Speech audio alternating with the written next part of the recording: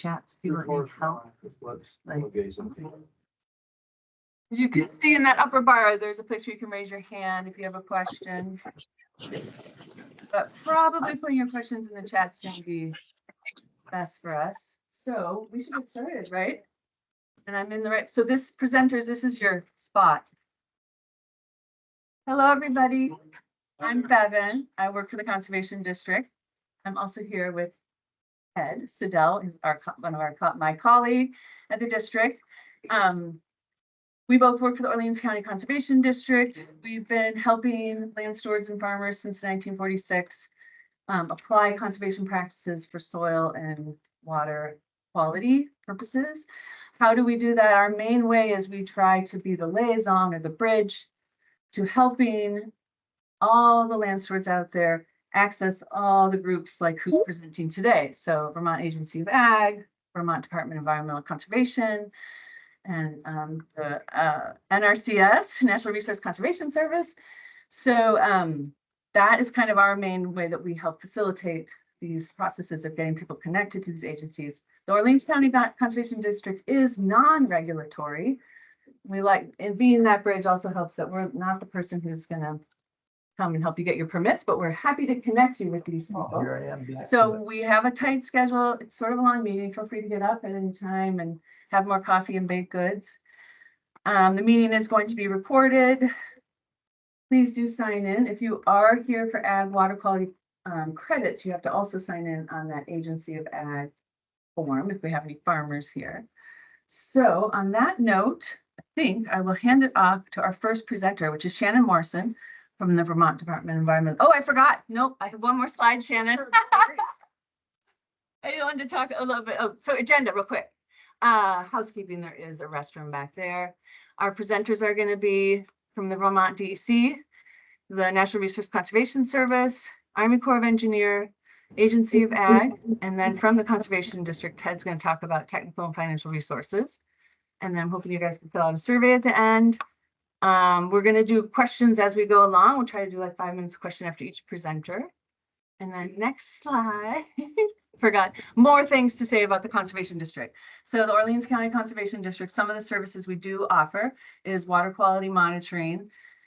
We do soil and manure sampling for people. We do riparian and shoreland work, which is something that Ted works on. If you have any specific questions about tree planting or stream projects, we help people with nutrient management plans, which does apply to tile drains. So if you're going to be doing tile drains on your farm, you can interface with the Conservation District to help you with your nutrient management planning, which is required.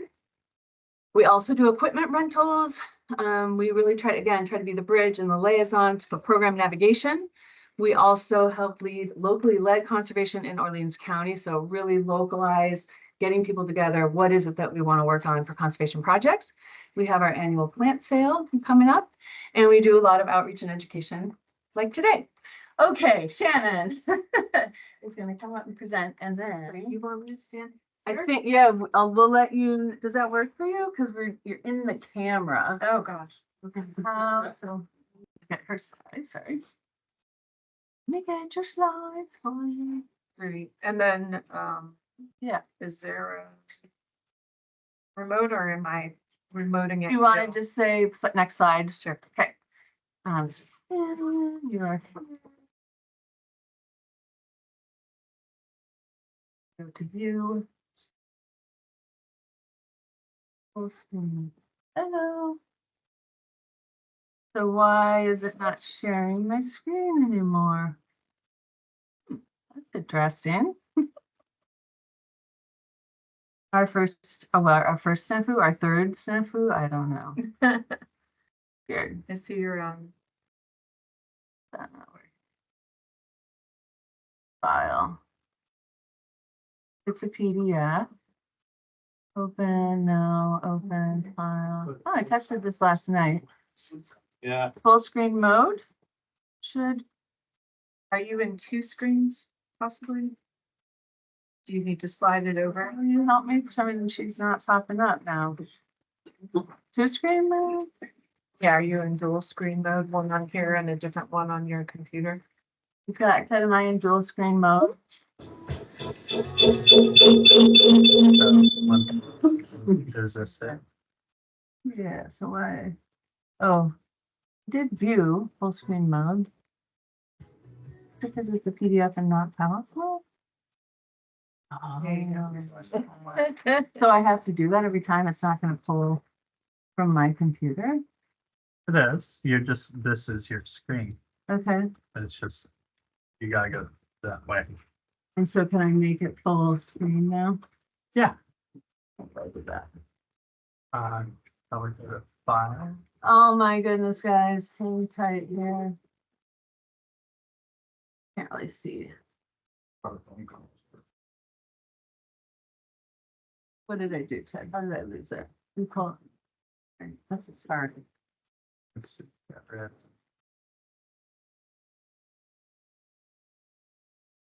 Want to get a chance to sign in? Yeah, I'm usually my house like this. Oh, yeah, so I did view full screen. And so everyone online will still be able to see this, right? Ted? Good. I thought it said full screen mode. And then I could go back to her beginning slide. Okay. All right. There. Shannon Morrison. Hi, everybody. I'm Shannon Morrison. I'm from the Vermont Department of Environmental Conservation. In the Wetlands Program, I cover Washington, Memorial, Orleans, and Essex counties. So if you are looking for a DEC wetlands person, I am the person you would be talking to. So can I just do this? Yeah, so do you think she should move a little bit? You just need. It'd probably be easier. Oh, you I figure out. can't get my purse. Yeah. Oh. Can I? Yeah. Yeah, do you want to, you won't be able. I would love to control my own destiny with the computer thing. Anybody Stuck here on that. post online? Oh, I got it. There's your cursor. Okay, can you open up Teams? Hello? Okay, so go, we'll let you go. Oh, shoot. Username. There you go. Okay, Shannon.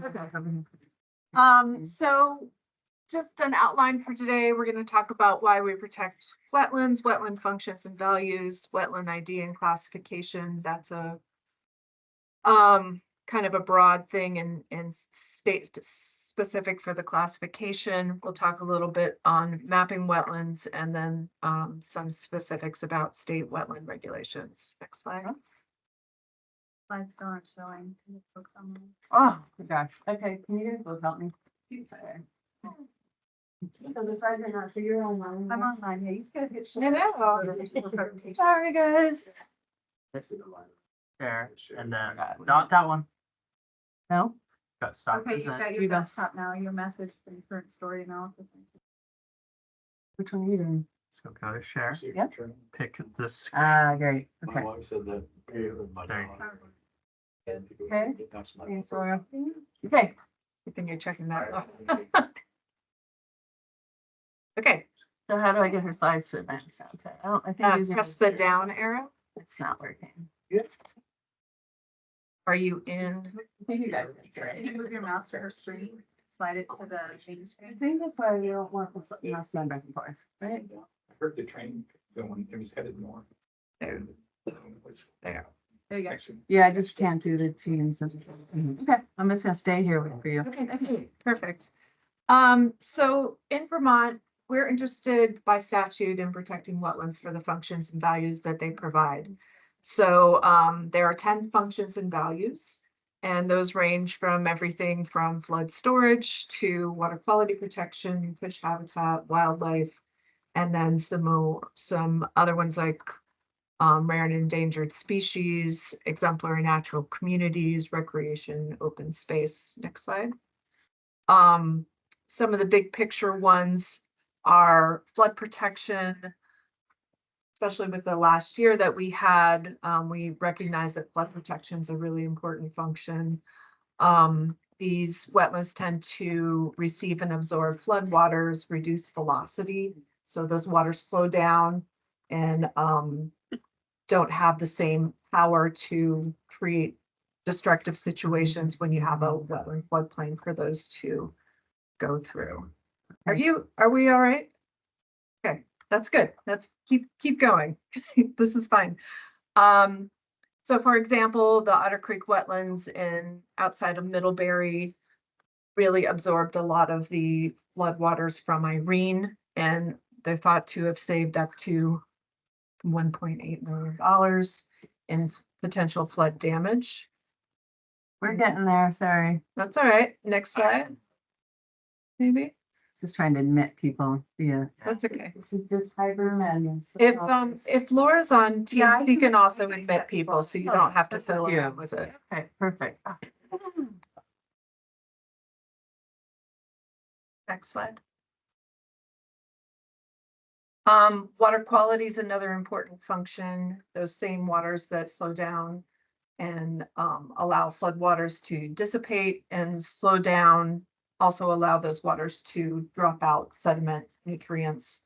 The plants in the wetlands tend to absorb sediment and nutrients. Just gonna go ahead and do this because this is easier information. Wildlife habitat. This is a important function and value. There's probably like 80% of Vermont species are dependent on wetlands for at least part of their life cycle. A lot of them are fully dependent for a large portion of their life cycle on this habitat, and this makes for great areas to do wildlife viewing, hunting, and photography. Fish habitat, same thing. These are areas where there's cold water discharge, nurseries, macroinvertebrate life. So in terms of identifying wetlands, there's a few resources we have out there, field recognition. Most of the time, how many folks in here are from the farming community? Realtors? Ag, yeah, okay. So if you work in the landscape, you probably have a pretty good idea of what's what and what's not. There are some technical aspects to what makes a wetland that we'll go over. There's some online resources, the Vermont Wetland Inventory maps, and those combined with NRCS hydric soil maps and other types of mapping that we have can give you a pretty good indication if an area has wetlands. And then wetland ecologists and wetland consultants are also resources for actually going out into the field. And folks like Jim Eggenberry and Mike Adams from the Army Corps of Engineers are also resources to help identify where wetlands are on the landscape. Wetlands are not just ponds and cattails. There's all kinds of different types of wetlands, shrub wetlands, forested wetlands, bogs, fens. Some of our old fields, you know, stop managing those because it gets difficult, especially it seems like we're getting wetter rather than drier in the past few years. So these come in all shapes and sizes. They also occur in different places in the landscape. So you may have an area that is up on a hillside where you have a hillside seep. You would expect to see it in the bottomland, but that's not always the case. So when we're looking for wetlands, we're using the Army Corps of Engineers delineation manual. That's a 3-parameter approach. You need to have all 3 parameters in order to be considered a wetland, and that includes hydric soils, hydrophytic vegetation, and wetland hydrology. So wetland hydrology, the criteria is that an area needs to be inundated or saturated to within 12 inches of the soil surface for at least 5% of the growing season in most years. And that means about 2 weeks out of our growing season. So right now we're not in the growing season. So if you have an area that just melted and it's ponded because it's melted snow water or snow melt, it may or may not be a wetland. It really needs to have this criteria within the growing season.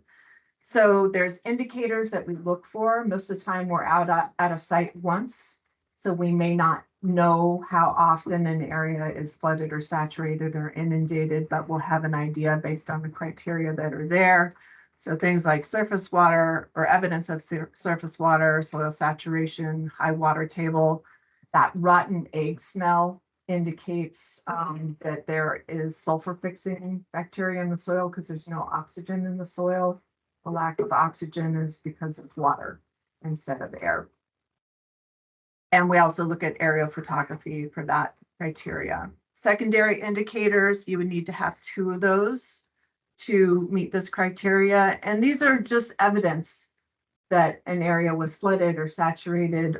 So water stained leaves, drainage patterns and drift lines, morphological adaptations in plants. If you're in a forested area, for example, and there's a lot of tip ups, that's because those trees will have shallow rooting systems. They don't want to go down into the soil because there's no air in there for their respiration. They go out and they have these very shallow areas. So when the wind comes through, those are much easier to tip over.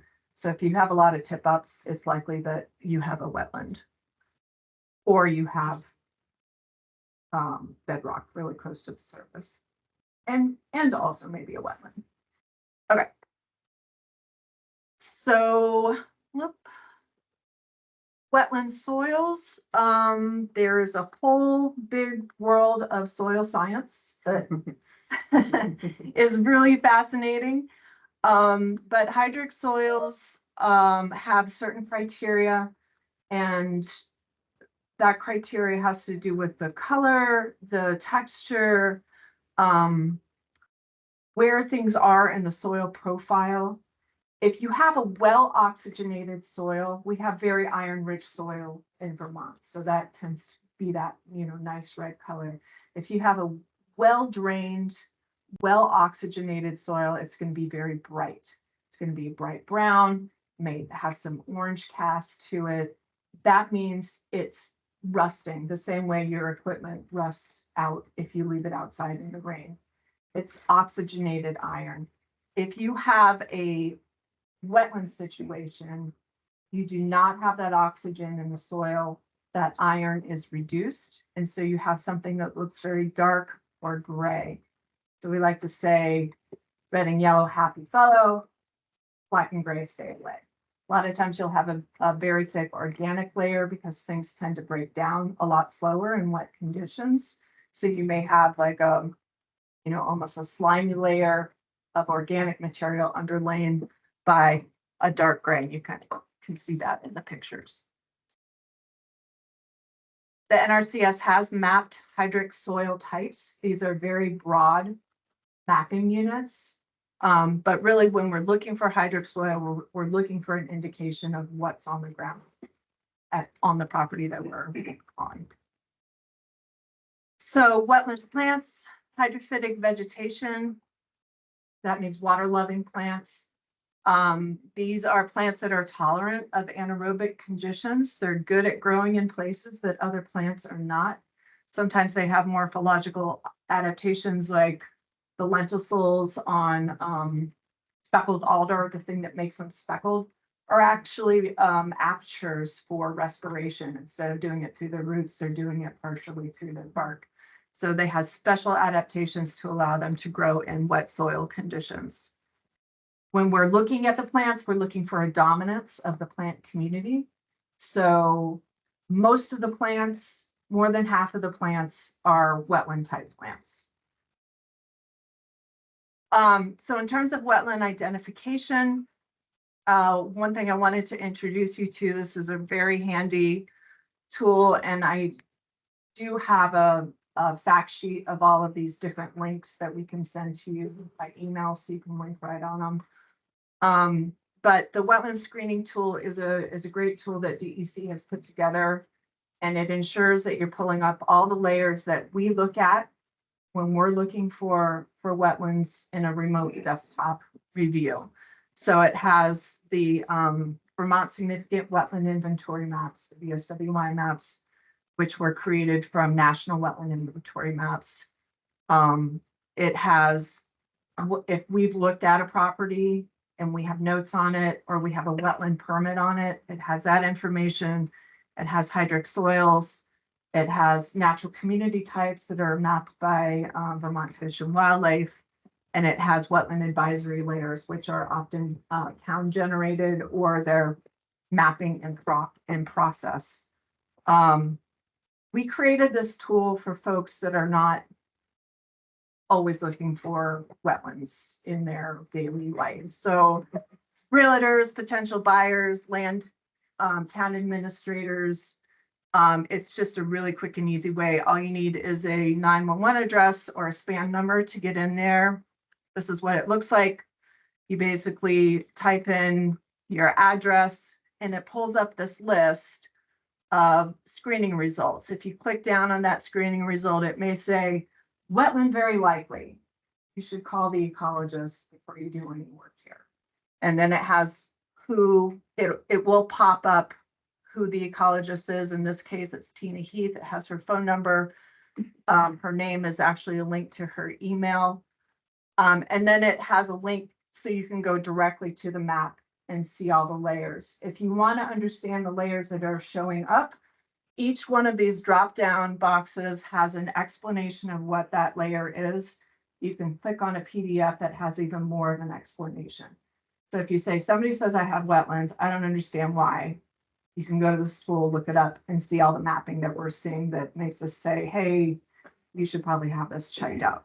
So this is a great tool.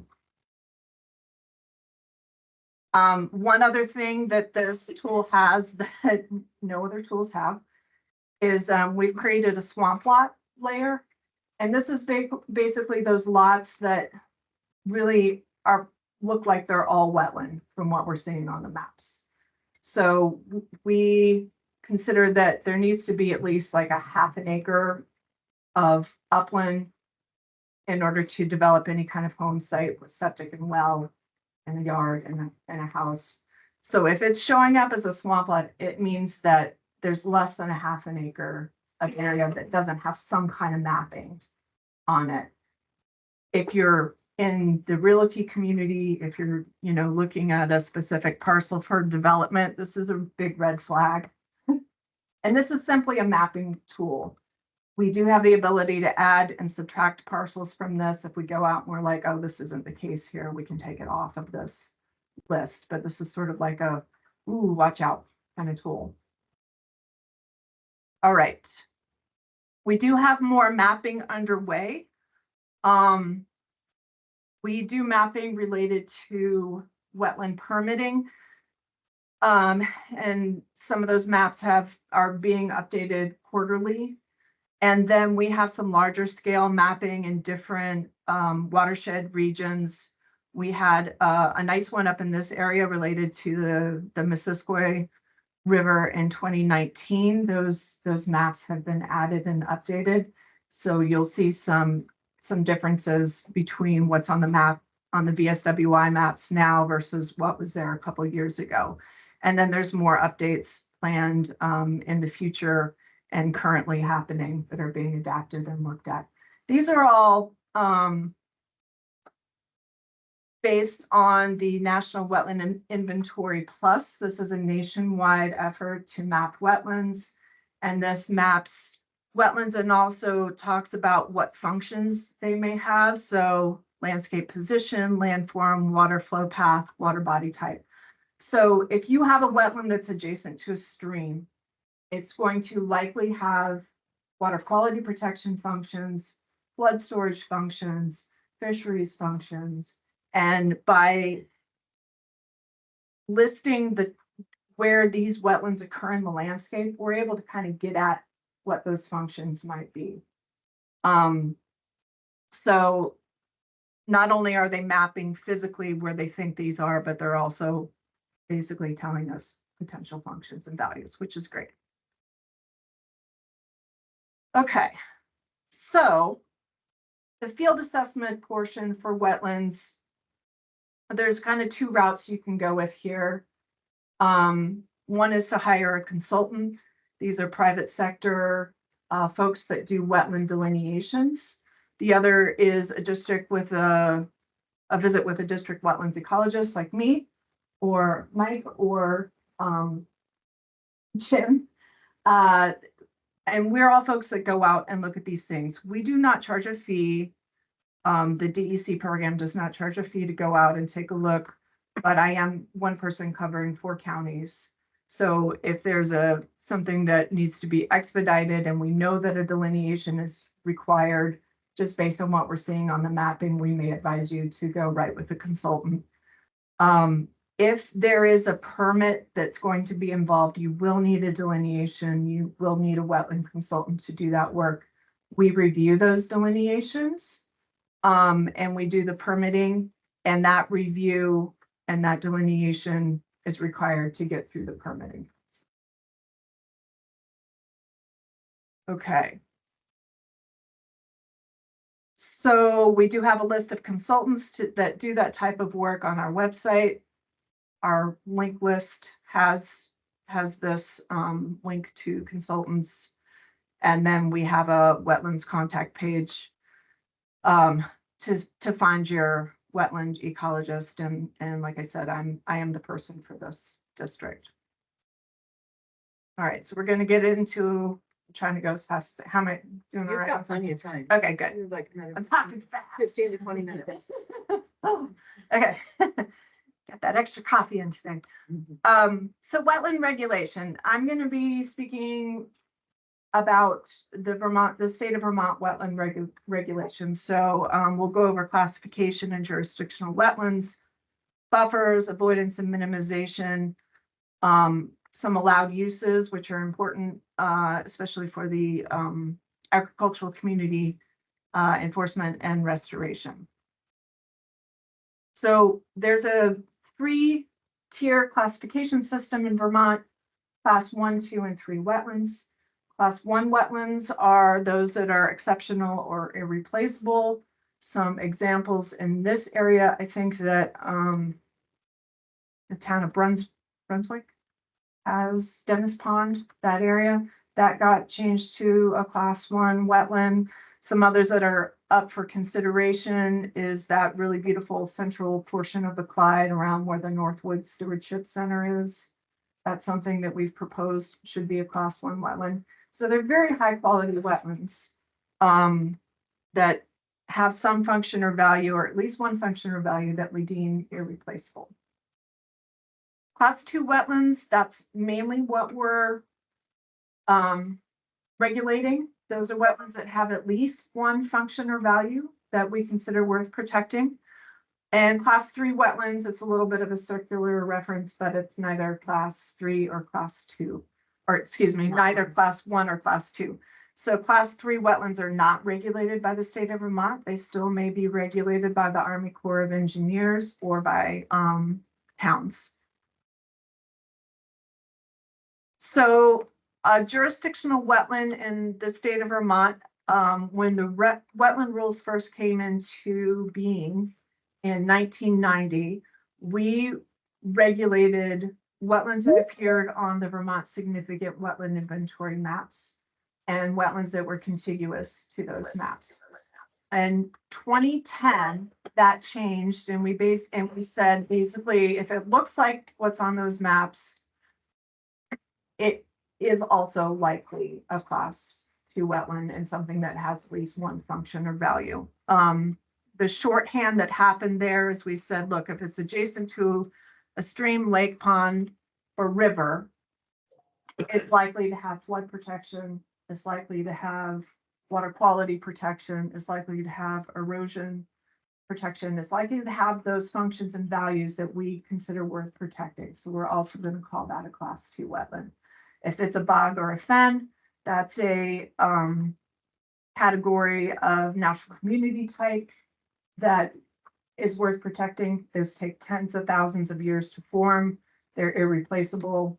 You can't really make those again. If they're headwater areas, if they're vernal pools, those are all types of wetlands that we're interested in protecting because of their functions and values. And if they're over half an acre, it's likely that they're going to grab some type of function or value that we consider worth protecting, and it's similar enough to what's on the maps. So not all wetlands appear on the Vermont Significant Wetland Inventory maps. Not all class 2 wetlands do. And just because it isn't on the map doesn't mean it's not protected.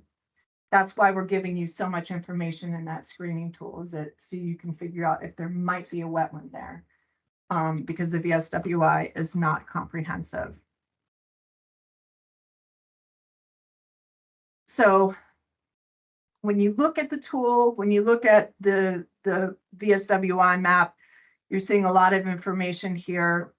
The blue is the VSWI mapping.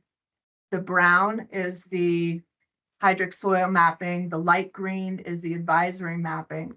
And basically what this tells us is that the wetlands that are on the ground are likely to be much larger than what appears on the VSWI maps. VSWI tends to undermap, tends to underestimate where those wetlands are. The hydric soil maps tend to probably overestimate. So they're probably somewhere in the middle, but I guarantee they are not going to look like what is on this map when you delineate it. It's going to be a different size, it's going to be a different shape, and those boundaries have to be determined on the ground. There are protected buffer zones in the Vermont wetland rules. We protect buffer zones because they have intrinsic functions and values like filtering sediments and nutrients, preventing erosion, protecting wildlife, and they also help supplement the functions and values that wetlands themselves provide.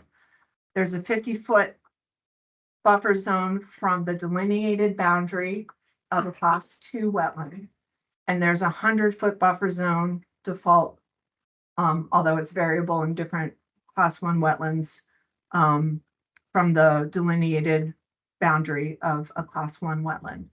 So class 1 wetlands are all mapped. Those all have maps. There's no mystery about where those are. And they may have, because it's a rulemaking process, it will likely have information about what the buffer zones are for those class 1 wetlands. So that's going to be very crystal clear where those are and what the buffer zones are. So is a permit required? If there's an activity occurring in a class 1 or 2 wetland or the buffer zone, and it involves dredging, draining, filling, grading, cutting woody vegetation, and a non-silvicultural activity, construction of buildings, buried utilities or infrastructure, trench and fill, things like that. All of those activities, unless it's an allowed use, is considered jurisdictional in a class 2 wetland or buffer zone. Activities that we do not take jurisdiction over are wetlands that are class 3. If you have a property that has a wetland and you're outside of the wetland and buffer zone, you don't need a permit for that activity. So you find out where the boundary is, you measure 50 feet away from that boundary, your activity is way over there. You don't ever have to talk to us again unless you go towards the wetland. And then we have a series of allowed uses for class 2 wetlands, and that includes things like silviculture that follow AMPs, and there's some very specific things in the silviculture allowed use. Pretty benign activities like fishing, hunting, bird watching, hiking, but things like the vast trail, for example, designated vast trails are an allowed use. But if you decide to build a new vast trail and it involves dredging, draining, filling, cutting woody vegetation, then that would be in our jurisdiction. So the activity is an allowed use, as long as it doesn't involve any of those, physical activities and changes to the wetland and buffer. In order to get a permit for our program, you have to go through something called a mitigation sequence. So you have to demonstrate that what you're proposing will not have an undue adverse impact on the wetland functions and values. So that includes demonstrating that that project has to go in that location. So if you have somebody buys a piece of property, it's all wetlands, they want to build something huge, we would say you have to demonstrate that there's no other place, not just on this property, but on all the properties that might be available that you can't put this. So that's a pretty high bar to reach. So really the rules push you towards avoidance and minimization. If you have a property that has a wetland on the frontage and you want a 4-lot subdivision up the hill out of the wetland, you need to cross it. The rules would push you towards having a single crossing instead of 4 crossings and 4 driveways for 4 times the impact in the wetland. Okay. So that has to do with minimization. There may be minimization in the way that you build structures, for example. So if you have a seepage wetland where the water just drains down a hillside and you need a road to cross that, instead of doing the traditional ditching and having a single culvert that is taking all that water and funneling it out of one spot and it's a fire hose out of that culvert, we may ask that you construct something called a French mattress, for example, that's very coarse material and allows the water to continue draining in a sheet flow down that hillside as opposed to funneling it into a spout that goes, you know, through the culvert and out. On the last step, and these are also sequential, first you have to avoid. You can't avoid, you have to minimize. And if you can't avoid or minimize, then I think of Cabot Route 2, they had to expand the road there. And there's no way they could put it somewhere else. But it was a lot of impact. There's a 3rd step of offsetting potential impacts through true mitigation. So in this case, they used in lieu fee program. And Mike, are you going to talk more about that? A little bit. Okay. So right now the threshold is about 5,000 acres of fill. 5,000 acres. Oh my God. 5,000 square feet to get you into, that's a big difference, to get you into the in lieu fee program. Meaning if you're going to fill more than 5,000 square feet, you may be paying $4.62 per square foot. $200,000 credit. Yeah, so it works about that per square foot to fill that. So it's in everybody's interest, including the wetland, including your pocketbook, to avoid and minimize impacts as much as possible. Okay. So allowed uses, I talked a little bit about these. There's some low impact activities, land use activities like silviculture, agriculture, maintaining existing structures. This one was a big one that came up this year with all the flooding. You can repair damaged things.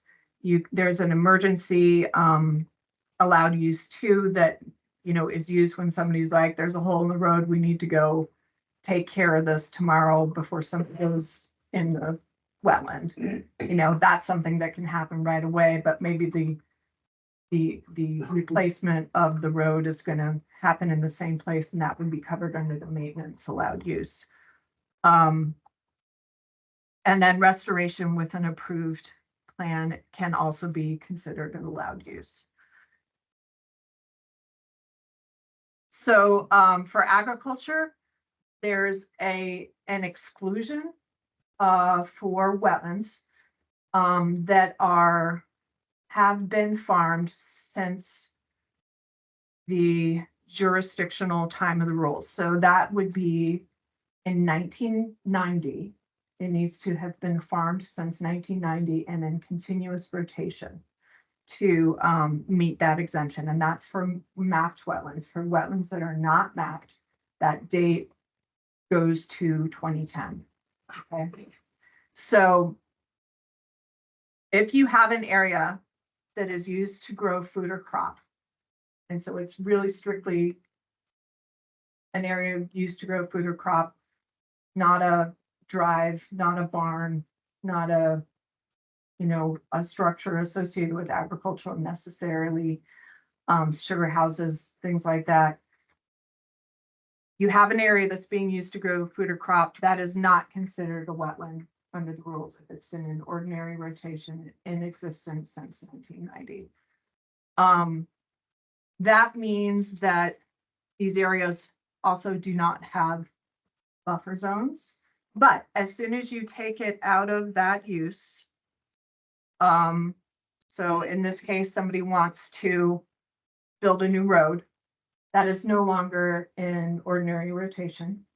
That is no longer being used to grow food or crops, so that area is no longer exempt. Okay. Oopsies, gosh, that was gonna happen. Okay, so in the bottom example, there's a road that avoids the wetland. There is no buffer zone because the area that's being used to grow food or crop still is growing food or crop. And then the class 1 wetland to the right of the tree line, which is that squiggly line there, is class 2 wetland, and that does have a buffer zone. Okay. That's kind of how we deal with the agricultural exclusion in the rules. So enforcement and compliance.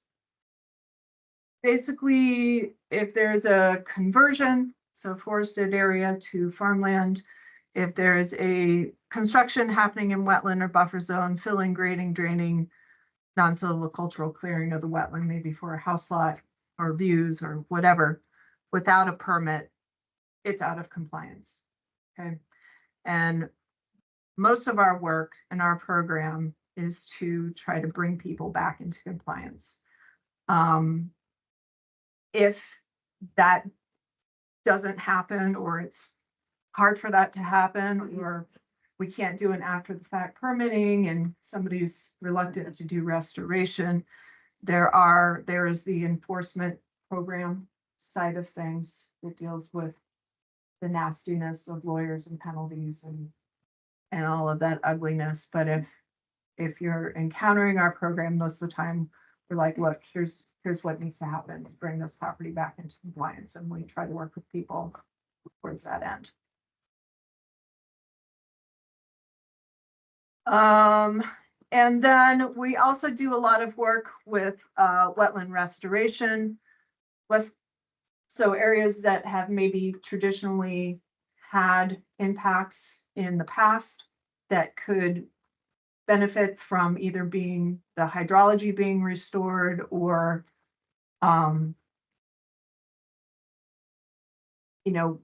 better plantings, all of those types of things. We work with those programs to come up with a way of restoring that would be considered an allowed use. We usually get a submittal that talks about what they're going to do and where they're going to do that. We help do screening, the elements that you may need permitting. So like, for example, if you were going to remove a dam and you had to build a road to get down to the area to remove the dam, the new road might need a permit.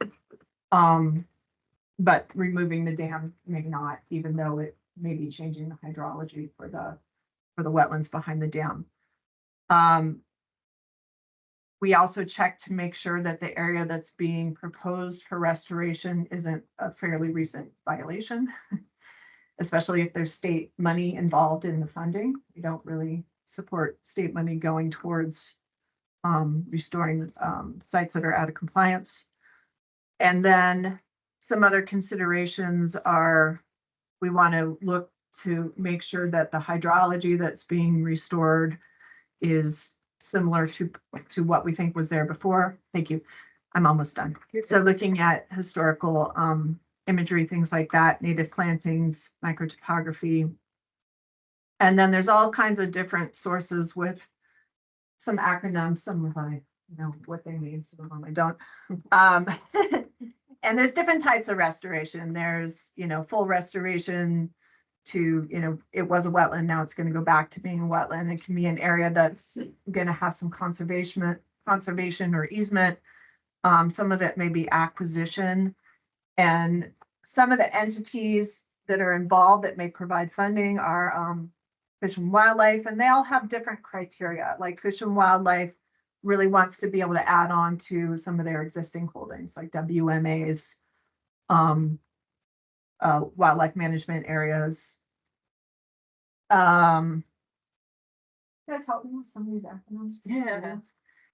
There's WID, which is a state-run funding program for Watershed investment. Watershed Investment Division, yep. There's RCE, which is the River Corridor easement. There's River Corridor RCPP. Regional conservation. Regional Conservation Yeah. Partnering program Partnership Program. Thank you, see? funded by. I stole the slide from Julie, that's why I'm like, I don't know what all these are. Yeah. There's ERP, which is the System restoration. Ecosystem Restoration Program. This is like bingo, all right. Who's got all these? WRE, which is NRCS. Wetland Reserve Easement, and then US Fish and Wildlife, which does a lot of, the Partners program continuous contract. yeah, exactly. So there's a whole litany of potential partners out here that have to do with funding for different types of restoration and conservation, and we play a role as advisors and regulators in that context. And that's it for me. Yeah. Got a question in the chat.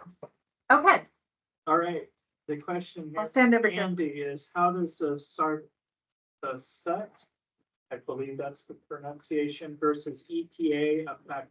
This is the Supreme Court ruling. Yes, How does that affect Vermont wetlands?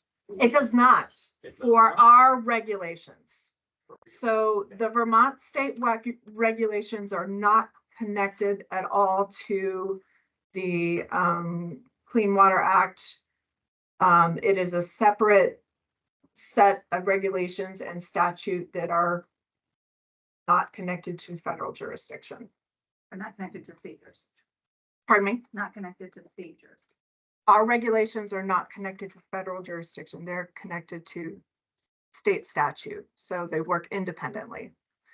We will have overlap with the Army Corps of Engineers, and Mike can talk a little bit more about that, but the wetland rules are unaffected by that decision. Okay. The business as usual for us. Yay. Any questions in the room? That was the only one online, Ted? That was the only one. That was a lot of information. Yeah. You brought up properties that are farmed. How long do they have between the time that they were farmed? Was there a period of time? I mean, there's a lot of farms out there that haven't been farmed Yeah, in 5-10 years, and right. So your somebody may buy them and start farming again. question is kind of about the ordinary rotation. So our jurisdiction basically says it needs to have been a farm prior to the jurisdictional date, so 1990 or 2010, and it needs to be within ordinary rotation. So that means like you can have a fallow field that you go back to in whatever regime that is, like, you know, usually in a couple of years.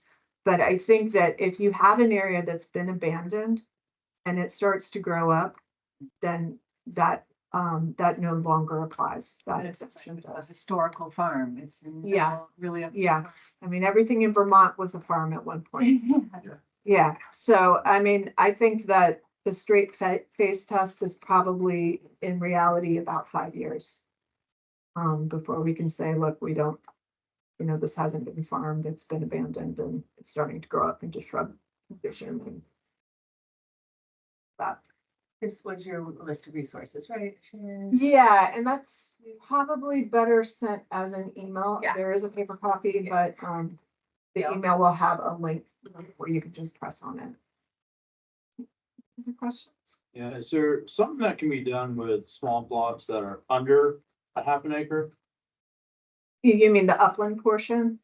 Yeah. Yeah, so when we say swamp plots, what we're saying is that it could be like a 25-acre plot, but only half an acre of it doesn't have that Right. mapping associated with it. It's on a case-by-case basis. You know, sometimes people want it for hunting or fishing. Maybe they just want a small pull-in to put a trailer there. But it's, you know, these just may not be suitable for a traditional type of building lot. It doesn't mean they're worthless. You know, people will find different worth in different things. It may just not be suitable for, you know, your standard single-family home type of thing. Yeah. Any other questions? Yes. On a conditional use permit, what is the definition of development? It's like very esoteric. What is the definition? Well, so can you give me some context for your question? For instance, a house being built or house lots being set out Uh-huh. and in need of a permit to cross a wetland Okay. road. Now the house is built and all that. Right. What is a development? Is that a development or, I mean, you've given a conditional use for other uses, Right. like Yeah. horseback riding, skidoos and all that. Yeah. But Okay. what about house being built? Is that a Right. development? That is an activity that would require a permit. And we've gone from writing conditional use determinations to wetland permits. So that's something else that has changed in that 2010 rule change. But the permits are for the activity in the wetland or the buffer zone. Meaning if you have to get a permit for the driveway, the permit will be good for 5 years. And you have 5 years to build that driveway, and once that driveway is built, it's in compliance. So if you have a house up here and the house decides they want to cut a few more trees and build a barn and, you know, they're inching towards the wetland and buffer zone, that's development that they're doing that they don't have a permit for. So the permit is good for the activity in the wetland and buffer zone. And if everything else is outside of that wetland and buffer zone, you don't need permits from us. It's just the activities within. Does that make sense? Did that answer your Yeah, question? pretty much. Okay. Yeah, and if you have an old permit and somebody did all the work and it's all done, then, you know, that property is in compliance and life goes on, and that structure or development that got permitted for is all set. If there's something new proposed, that's gonna require dredging, draining, filling, building, cutting trees, doing all that stuff, that's when we would get involved again. Any other questions? I'm gonna stick around, so if you have questions later, hit me up during the coffee break. Yeah, we can take a break after the next person. Okay. All right, the next presentation is by Jim Eikenberry. I think shows your name there. He's the wetland specialist with the Natural Resource Conservation Service under the USDA. Feel free to introduce yourself as well. You want to do your own clicking? Yeah, it was just with the, Yeah, so just up and down. You won't see it here. You'll see, and I'm gonna turn. this is double check. Will you tell me, Ted, when you can see him? I'm gonna. Can I reach that up on this chair? I can just move it, right? Very good. Oh my gosh. What do you think, Ted? Tell me when you can see Jim. You see, We can see, is that good? yep. Okay. So we're gonna have some fun with this because it's actually not the right presentation. Is that not the one you sent me? I think even if it was, we got sidetracked, but that's okay, because I've given this presentation with my eyes closed. And So you can just. so we can just make this magic happen. So I'm Jim Eikenberry, I'm a wetland specialist for the USDA Natural Resource Conservation Service. This talk is going to be focused on Food Security Act wetlands conservation compliance. Unfortunately, doesn't seem to be that presentation there, but we can use enough of the slides to make it work. The key takeaway for USDA is it applies to USDA program participants. So somebody is not a USDA program participant, then the Food Security Act does not apply to them. If they're just somebody who's, you know, gonna see about getting a permit from the state or the Corps to build a house, to build a road, we don't want to hear from you because your stuff doesn't apply in our world unless you're seeking to get a farm service agency loan and they need to make sure that where you're going to put that sugar house isn't right into a wetland. Then we get involved and help out our farm service agency partners.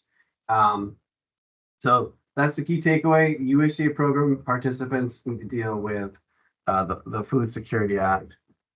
We'll sort of borrowing from the same talk about from Shannon's slides. just because you think something isn't a wetland doesn't mean it's not a wetland. There's another take-home message. It can be wet for a brief period of time in the spring, and then you can roll out there other times. You're gonna be like, this is a great spot to do X, whatever it is you want to do. Find out first. And for folks who haven't found out first, and they get into a situation where turns out it was a wetland and they wrecked it and did something that wasn't allowed, either for the USDA or the Corps or the state. A lot of folks think philosophically, oh, I'm just gonna ask for forgiveness and that'll be cleaner and cheaper, whatever. It won't be. It's no one's having a good time having to do stuff after the fact. So I would highly recommend get somebody in who can tell you if it's a wetland, yes or no. And then if it is, it's gonna buffer, figure it out, go from there. If somebody's a USDA program participant, that someone who's gonna help them find out if it's a wetland, yes or no, it's gonna be me or some other qualified person on my team who's gonna go out and delineate a wetland for the farmer. So they know that if that activity they've got planned where maybe they want to tile drain a field, they want to put in a ditch, something like that, that it's allowed for us. What's very handy is if somebody's a USDA program participant and they've got a map from us saying wetland here, non-wetland there, wetland with like a certain type of food security act label on it there, then they can then take that information, go to the state or the Corps and be like, hey, NRCS said it's not a wetland here, or they said it's a wetland, but has labeled prior converted cropland here. How's that work for your rules? Can I go out and do this? The caveat for that is we're slow, we're understaffed, it takes time. And so, you know, we will not be as fast as if somebody just hires a consultant. The positive is, you know, we're paid for with taxpayer dollars. We'll come out and get it done, and there's not some bill that's coming at you.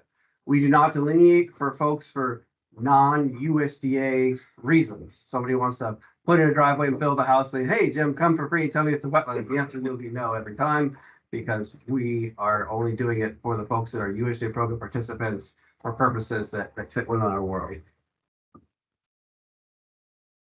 Won't go too deep into it, but just the three main factors: wetlands hydrology, wetlands soils, and wetlands vegetation. Get you that wetland. Again, same functions that we were talking about before. Why do we as a society care about these things? You know, we created rules because we know that they have benefit to us. And that's a lot of what we're talking about here is the human benefit of a wetland. We can go deeper into the intrinsic benefit of wetland. If you're, you know, a wood frog, you care about them and you don't care what humans care about them because that's where you need to go to breed, then come back and spend the rest of your life in the uplands. So we're not going to get all excited about NRCS wetlands protection policy because that applies to NRCS staff and people fully funded by us. Again, apologies that somehow presentations got crossed. Is this your, Yeah, okay, we can fire that one up. let's do it. Brief For interlude. some reason.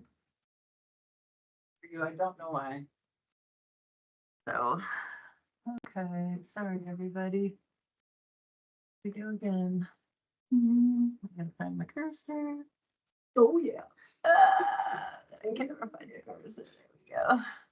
Yeah, just feel free to X that thing out. Yeah, I thought that one, I thought that was like some old presentation Sarah dropped in there for,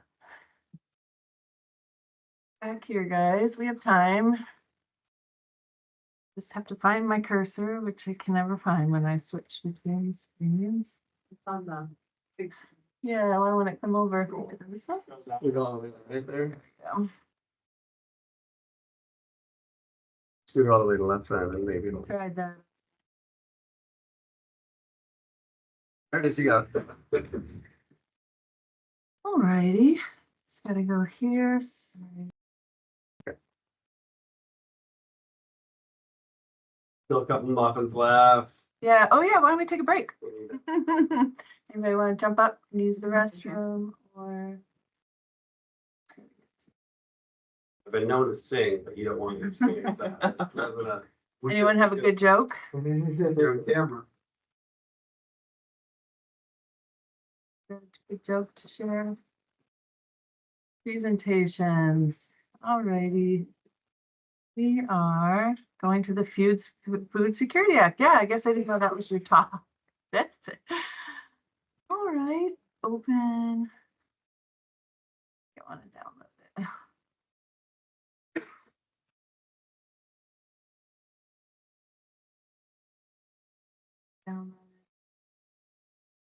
Okay. Food security. Kayla? So no, yeah, we're going. I think we're getting there. Sorry, online people. Take a break, go to the restroom.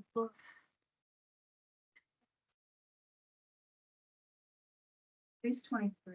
Oh,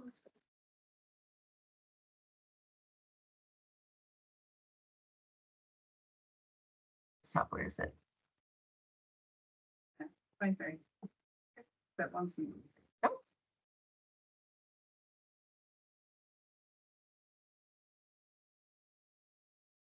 Happened.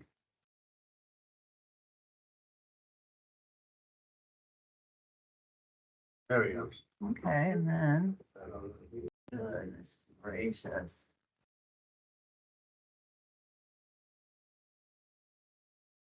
There we go. That looks good? Looks good. Okay, and you can do your ups and your downs. Oh, we're in business now. We're draining wetlands now. Real talk. We got the old school stuff. So a former colleague, he's happily retired as of a few weeks ago now, shared this with me. It's this great advertisement from back in the day about how dynamite can help you blow the heck out of those wetlands, drain them, make them productive land. And that was the history of so much of our nation. And it was all about how you can take this land and make it productive, make it yield for you, make it have some worth. And things shifted in our world around 1985 when the Food Security Act got passed. But before then, there's a historic USDA photo partnering with a local conservation district. Back in the day, I think this was one of our Bennington County ones, where we were working to help drain wetlands. We were trying to grow food for the nation, from, one end of the farm to the next nationwide. Millions and millions of acres of wetland were drained and are still productively farmed to this day. Sometimes not productively and sometimes with massive pollution problems. But this was our world until around 1985. So a lot of folks might have experienced that, and all of a sudden they roll into their USDA office. They're like, "Hey, let's drain some more wetlands. I bought some more land." And all of a sudden the answer changed. It's like, "No, we don't do that anymore." "What do you mean we don't anymore? We did it just last year." And so the repercussions of that have been rippling through our agency since 1985. Lots of people actually quit because they didn't like the idea of suddenly becoming like an enemy to the farmer, and they're like, "I'm not going to be involved. Like, if we're not draining wetlands, I'm out." And so it's a different world. There were tons and tons of acres in Vermont. I think it was over 120,000. Yeah, here's the slide. So we're looking at, Vermont's wetland loss was about 35% of the wetlands that were estimated were in the state. 121, thousand acres, lost, converted to farming. The vast majority of that is still farmed. And where it's most productively farmed is places that it doesn't flood or where they can still effectively get a good outlet. So there's everybody in this room has had food from drained wetlands in Vermont, guarantee it.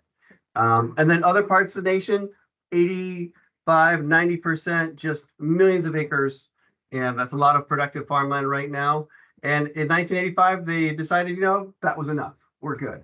And I know a lot of folks that I've worked with in Vermont who really, it didn't feel like it was enough for them. And so some of these laws, who's got the lobbyists, who's making things happen, could be bigger farms in the Midwest, and that things went to their advantage. I don't write the laws, but it's, that when they decided enough was enough, that's what happened.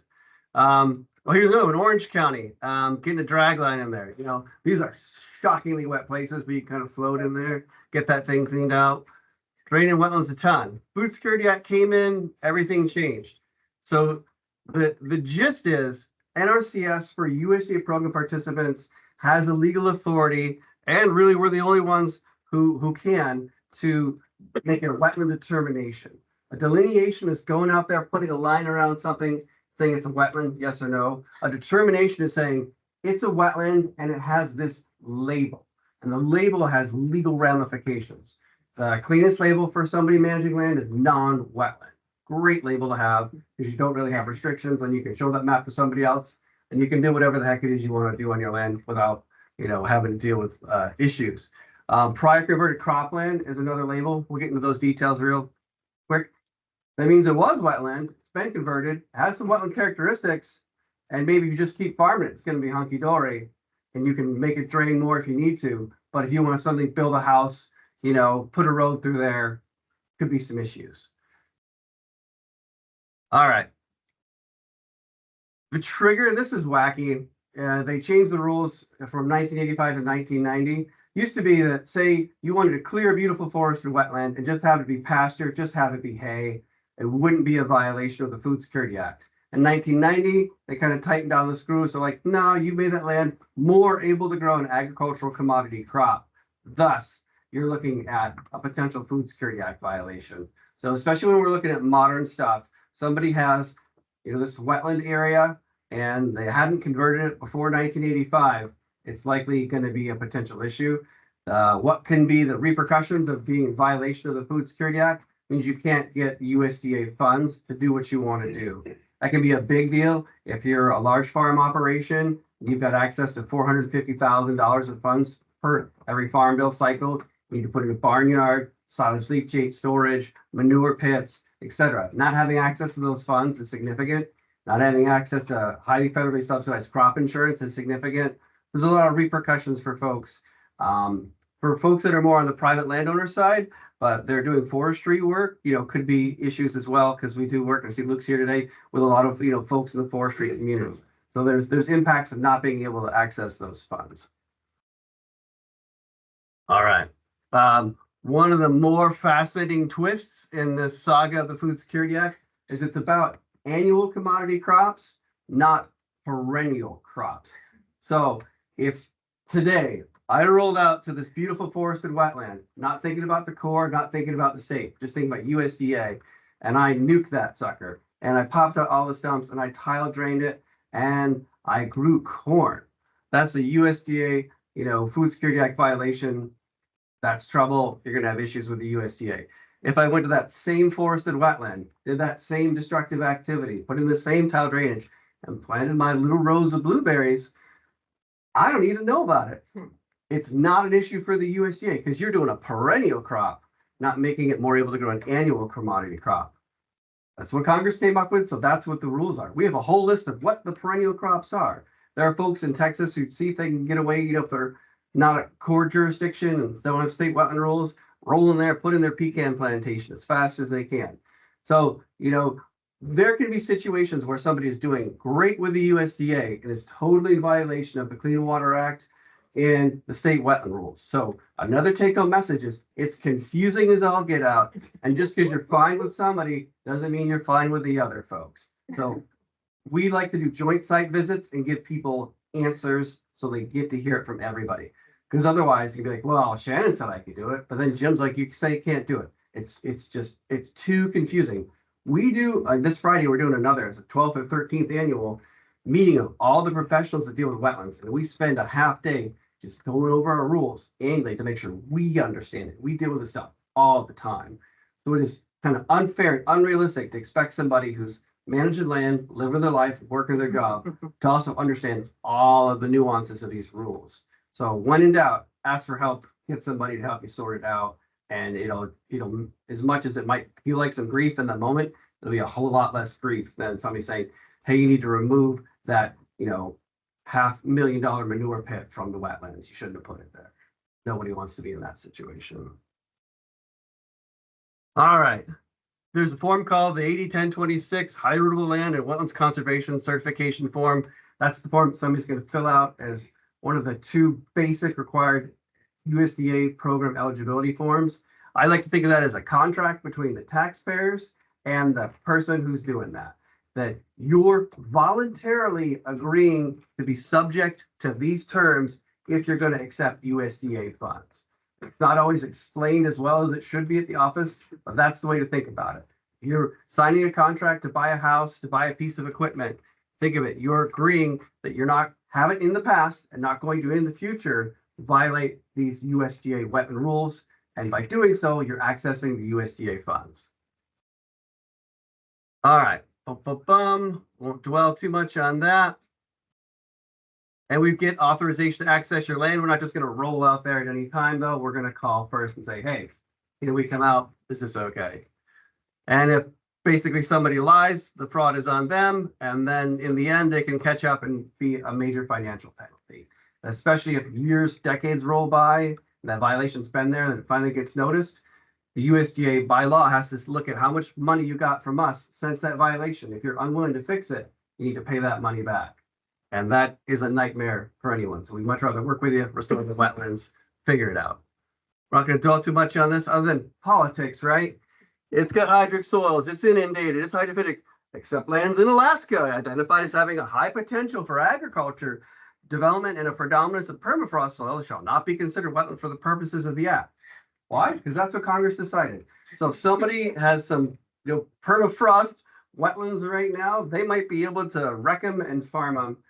And that's what Congress said was a great idea. There could be other folks in Alaska who stop them and say that's a terrible idea, but they wouldn't necessarily be out of compliance as a USDA program participant.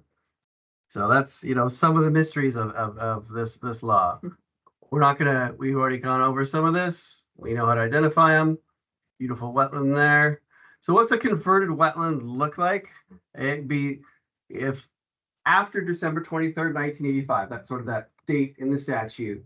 And it was, something that was in, think the forest wetlands, the easiest one to think about, because you'd be like, okay, this is intact.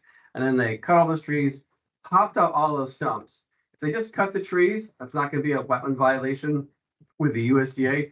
It's that removal of those stumps, because then you're making that land more able to grow an agricultural commodity crop.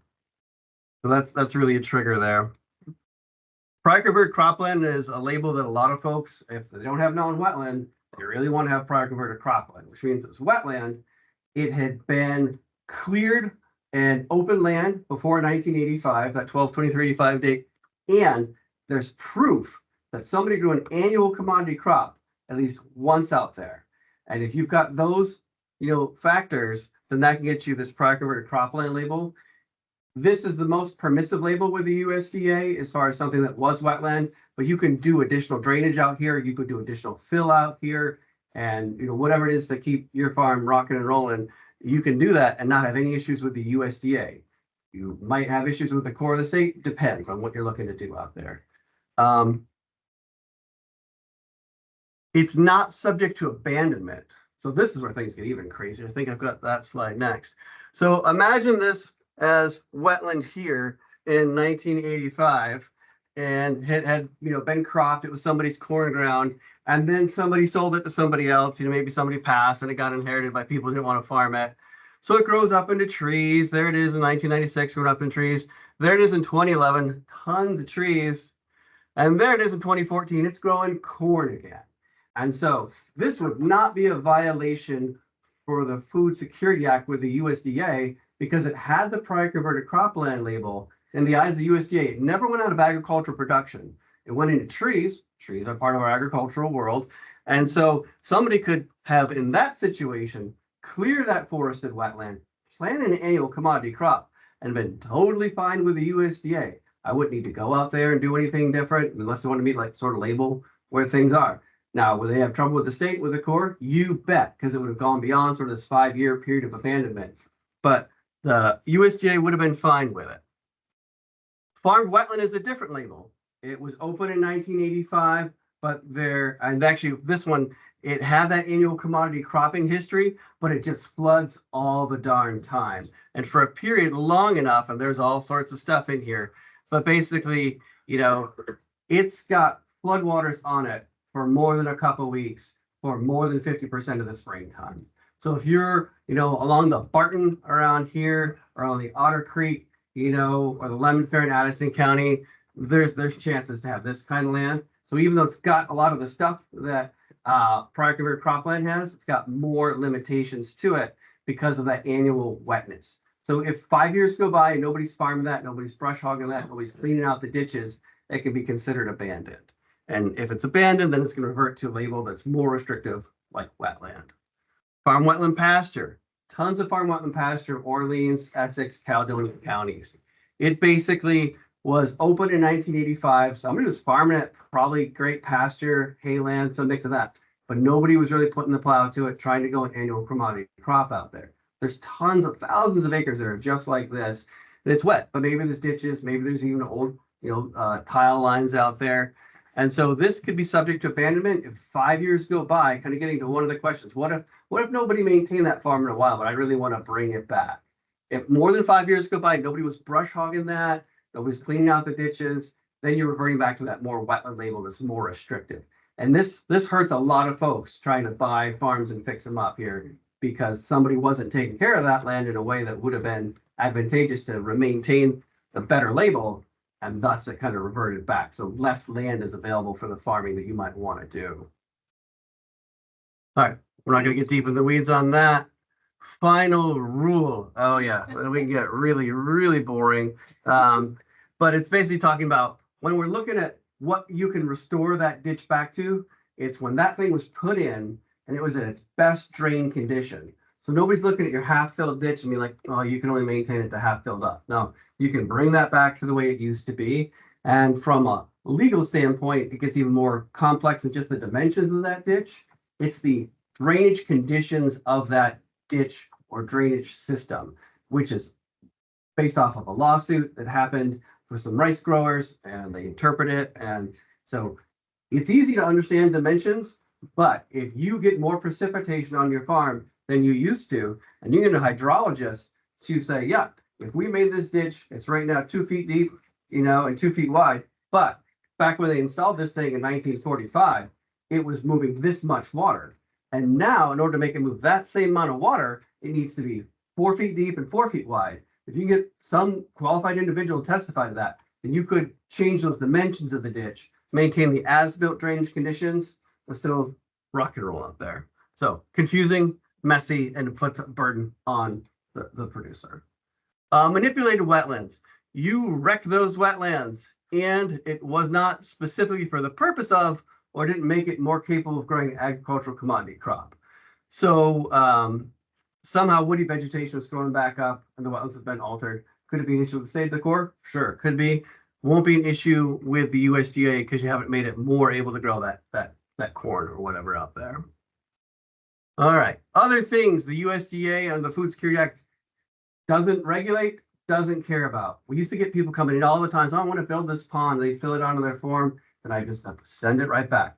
If you're building a pond, you're building a road, you're building a barn, as long as FSA isn't funding it, it's just you on your own.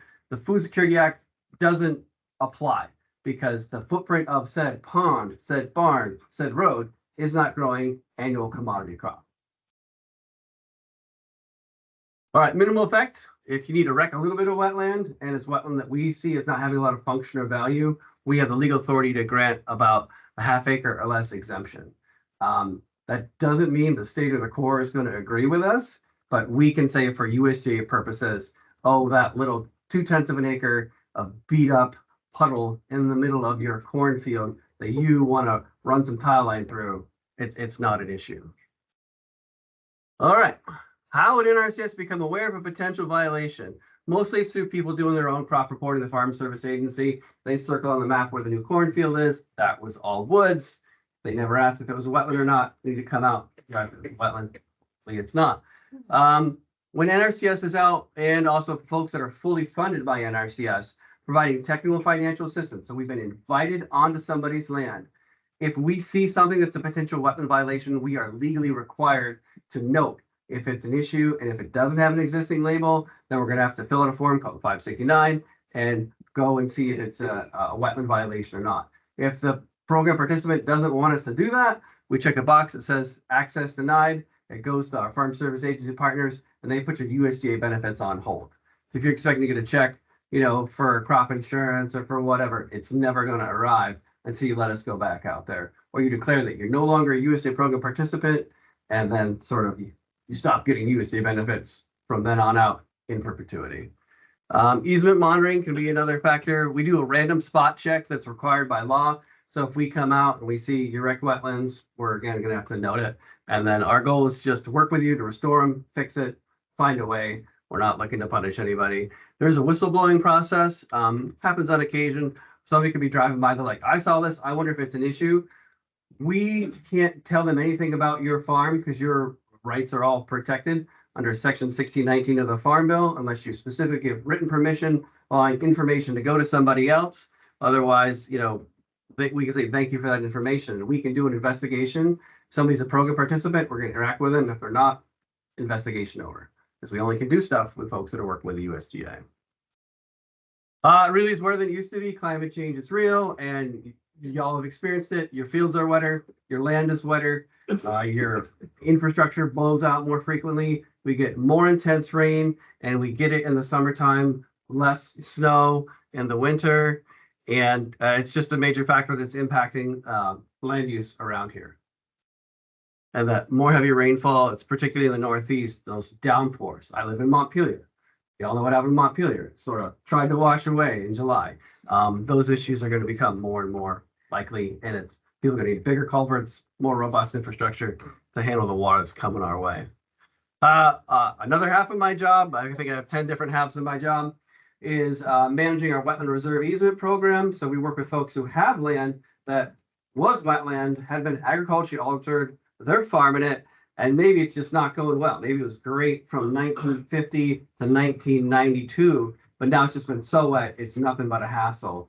If they're really done farming it and looking to get some financial return and turn that back into wildlife habitat, they can work with us to get financial compensation from us, from our partners with the state, put a permanent conservation easement on it where they still own the land, but it basically turns to their own private wildlife.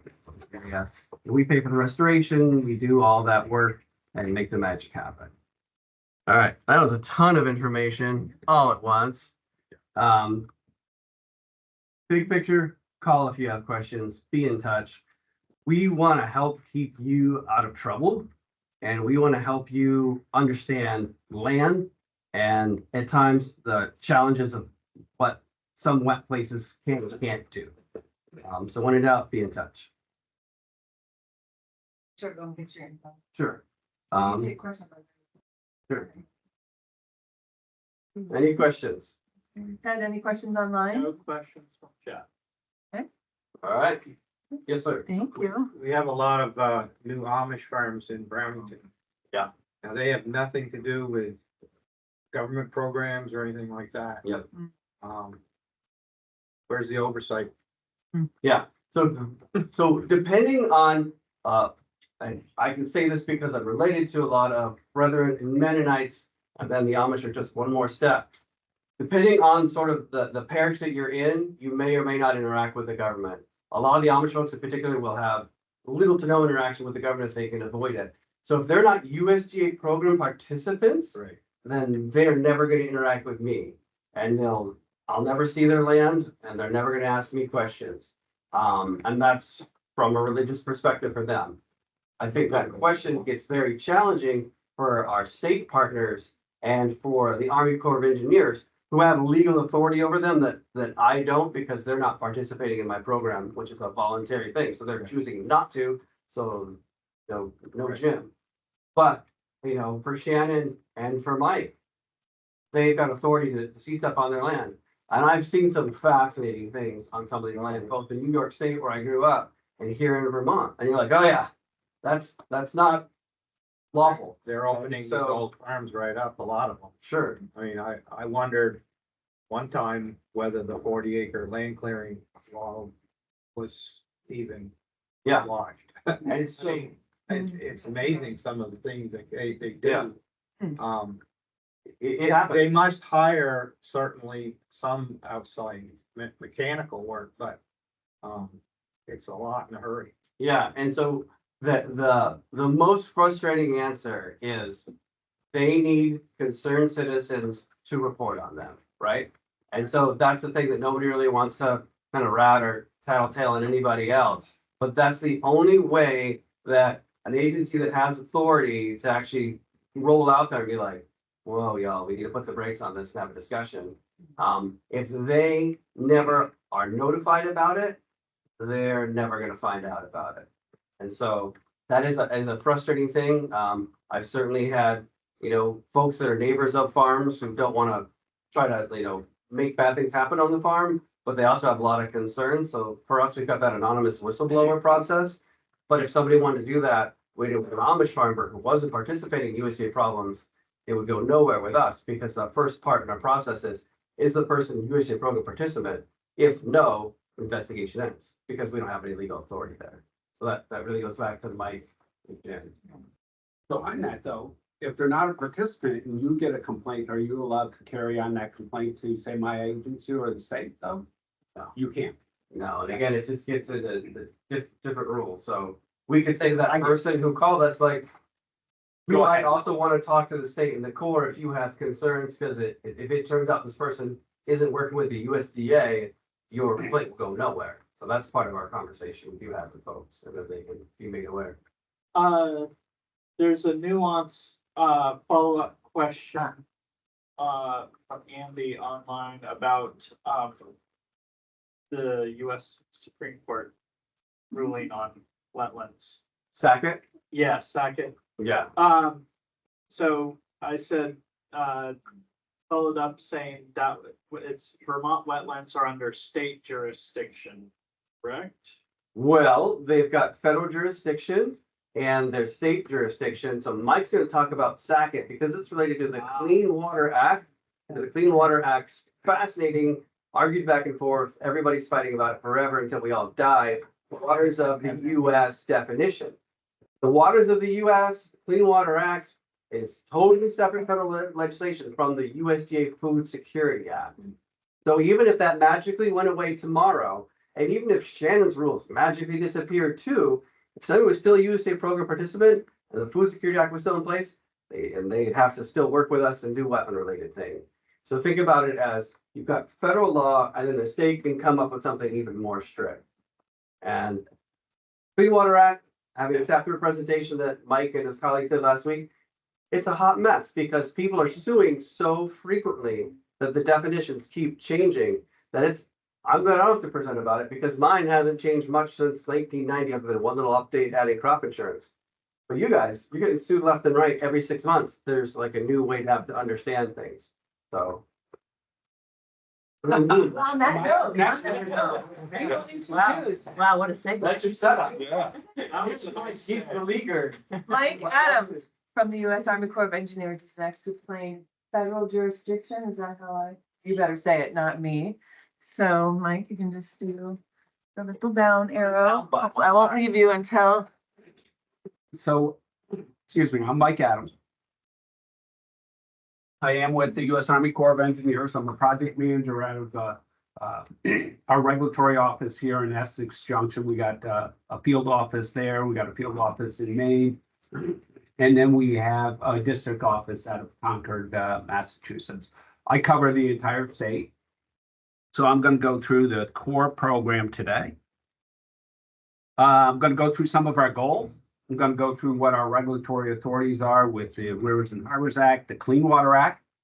I'm not going to get into really details about SACIT, but I will discuss what our jurisdiction is. So, what are jurisdictional waters? Some of the recent changes, and what our permit process is. Including what's involved with our applications, the type of permits that we have, and our thresholds and conditions.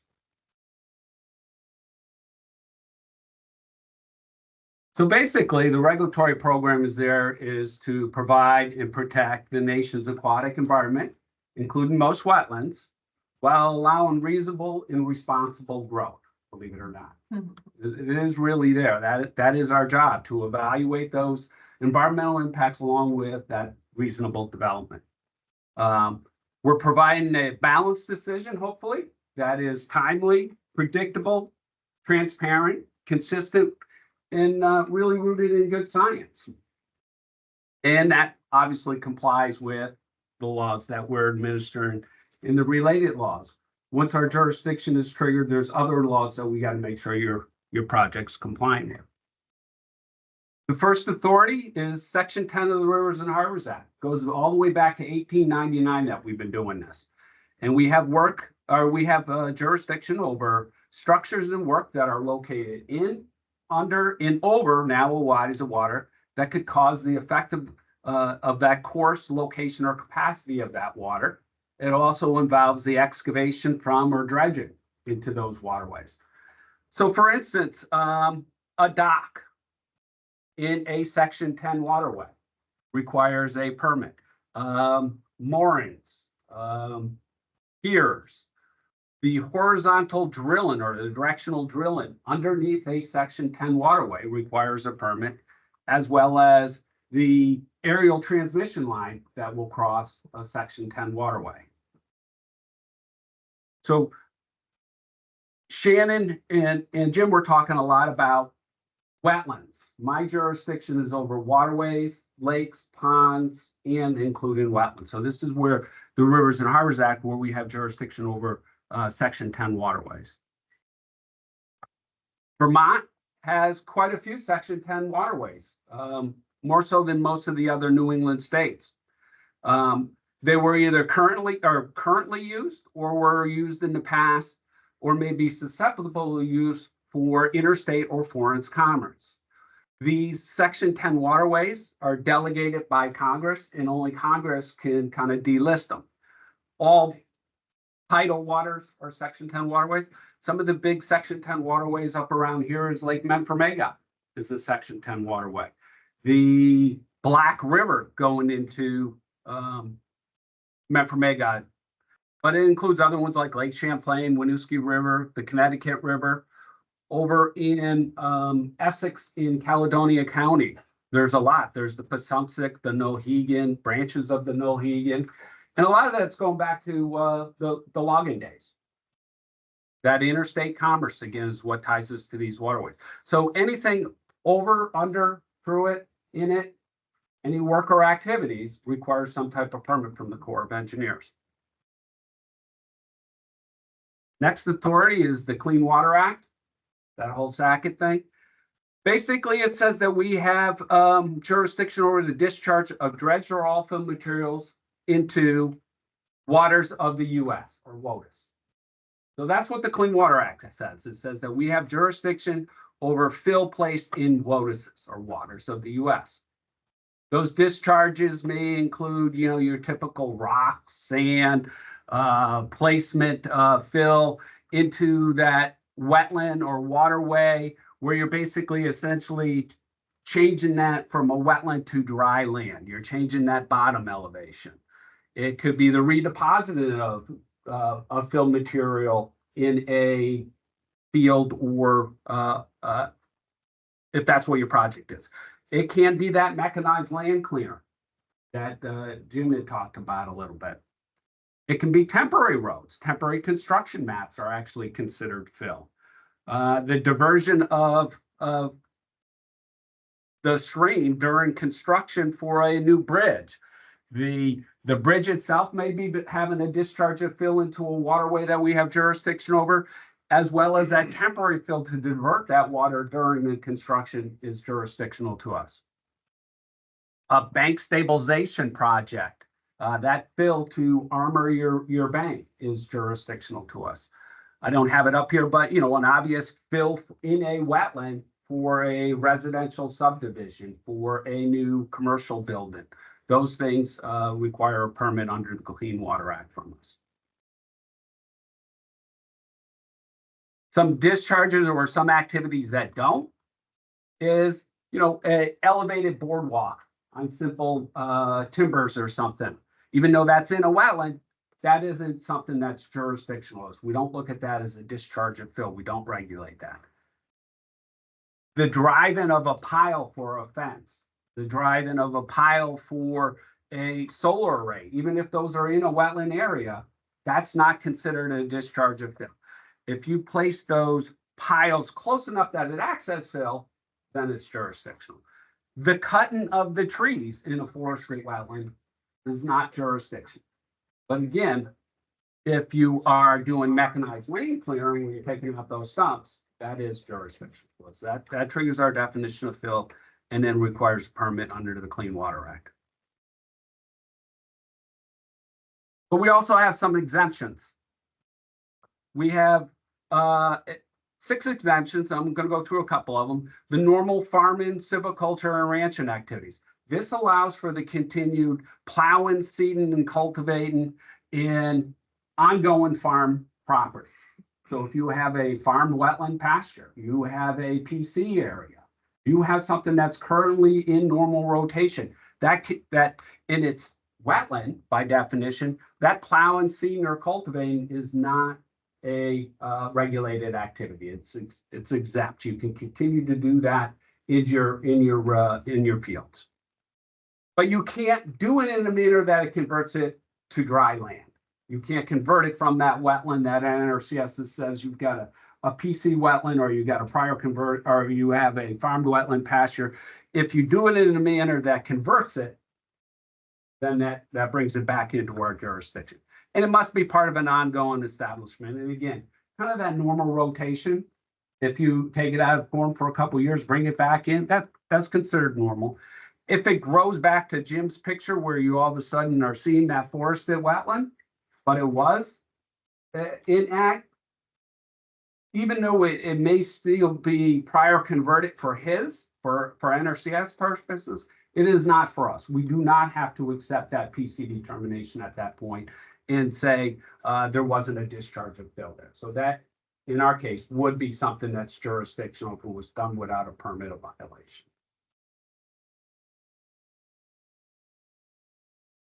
We also have a maintenance exemption. Of course, this is pretty popular this last several months with the flooding. I think we've used it a couple times even for the town of Derby.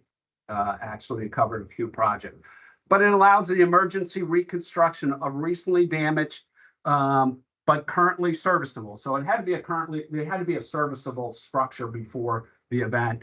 It allows you to basically repair and replace that in kind. It doesn't allow for any modifications that changes the original size, character, or scope of that fill. So if you have 300 feet of riprap, 300 feet washed away, putting back 300 feet of riprap is what's exempt.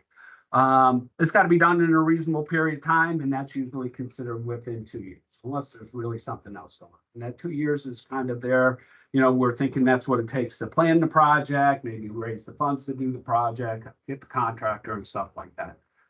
The maintenance also allows the maintenance of an existing drainage ditch, but it doesn't allow the expansion because of increased water on it. It doesn't allow you to change that original size or scope or character of that ditch. We also have an exemption for the construction or maintenance of farm roads, forest roads, and temporary roads for mining equipment. So where you have that farm wetland pasture, you have that wetland area, and you were building a farm road to move your equipment across, provided it meets these best management practice where you're not affecting the flow or circulation patterns of that waters, where you're not impeding its reach, where you're putting in a culvert that is properly sized, you're embedding it, you're trying to put it in a location that has the least amount of impact on that waterway, maybe on the adjacent wetlands, it can be something that's exempt underneath our jurisdiction.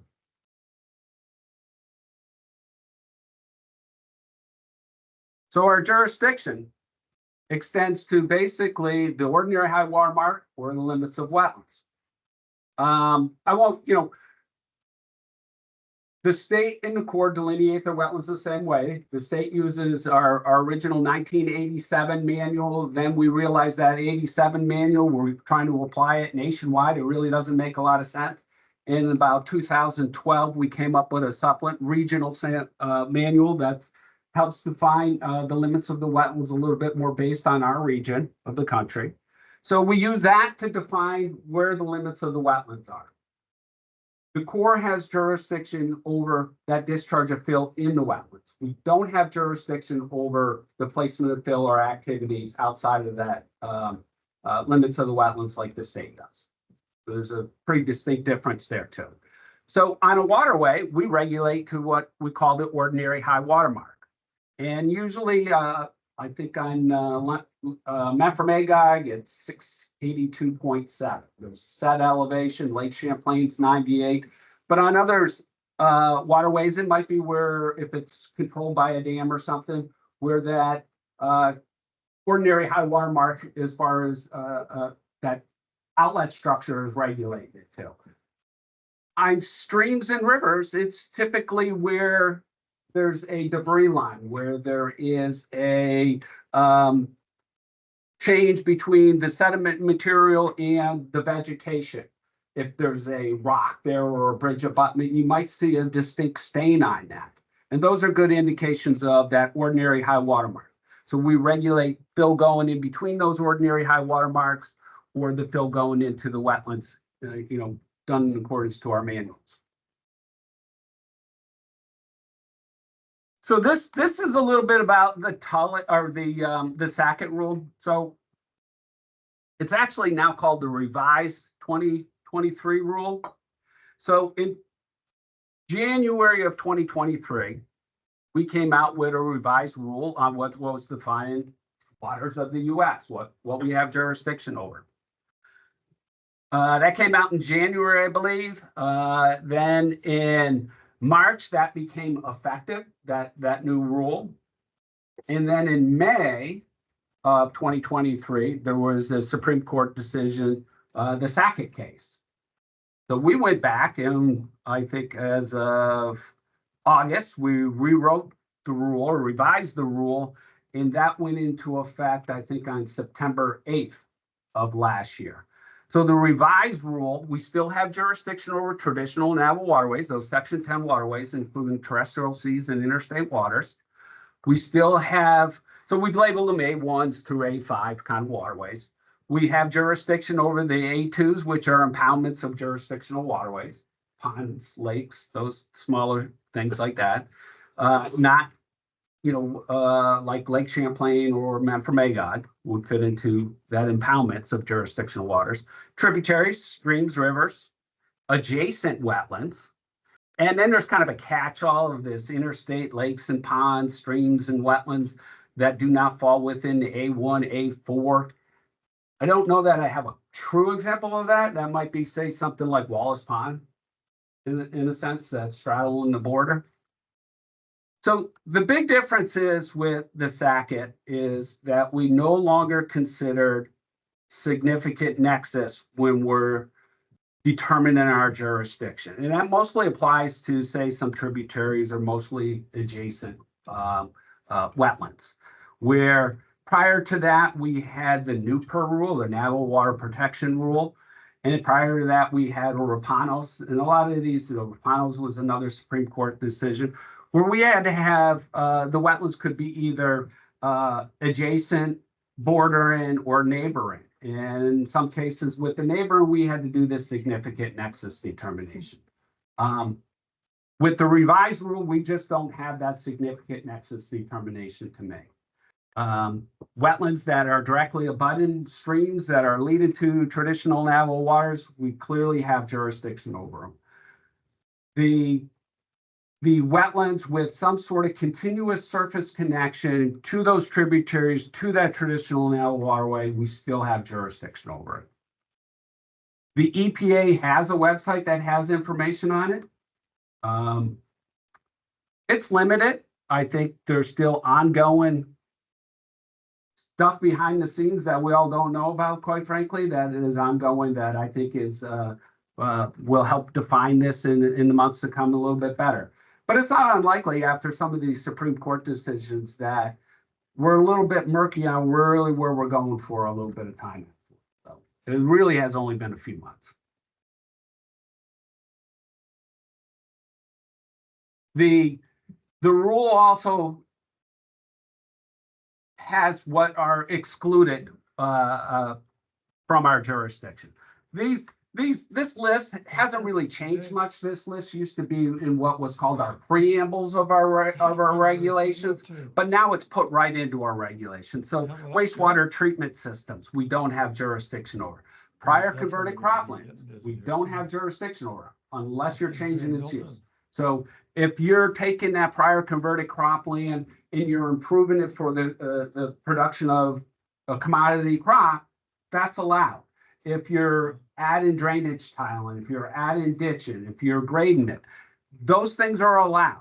It's excluded from our jurisdiction. But if you take that prior converted cropland and build your commercial development into that change in use, we do take that back. We do have jurisdiction over it. Certain ditches, those are essentially ditches that are excavated across dry land in a sense. We don't have jurisdiction over. Artificially irrigated areas. So if you turned off the water, you might not have a wetland anymore because you're missing one of those parameters. Artificial lakes, Swimming pools, believe it or not, we had to put in there for some reason. Certain water-filled depressions. So that could include something like a quarry that is excavated in the upland, and now all of a sudden you've got either a wetland or a waterway down at the bottom of it.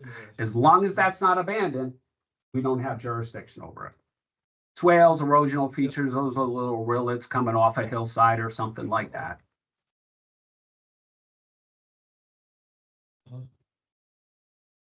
So only the Corps of Engineers can actually determine whether a wetland or waterway is jurisdictional. So we do this through our jurisdictional determinations.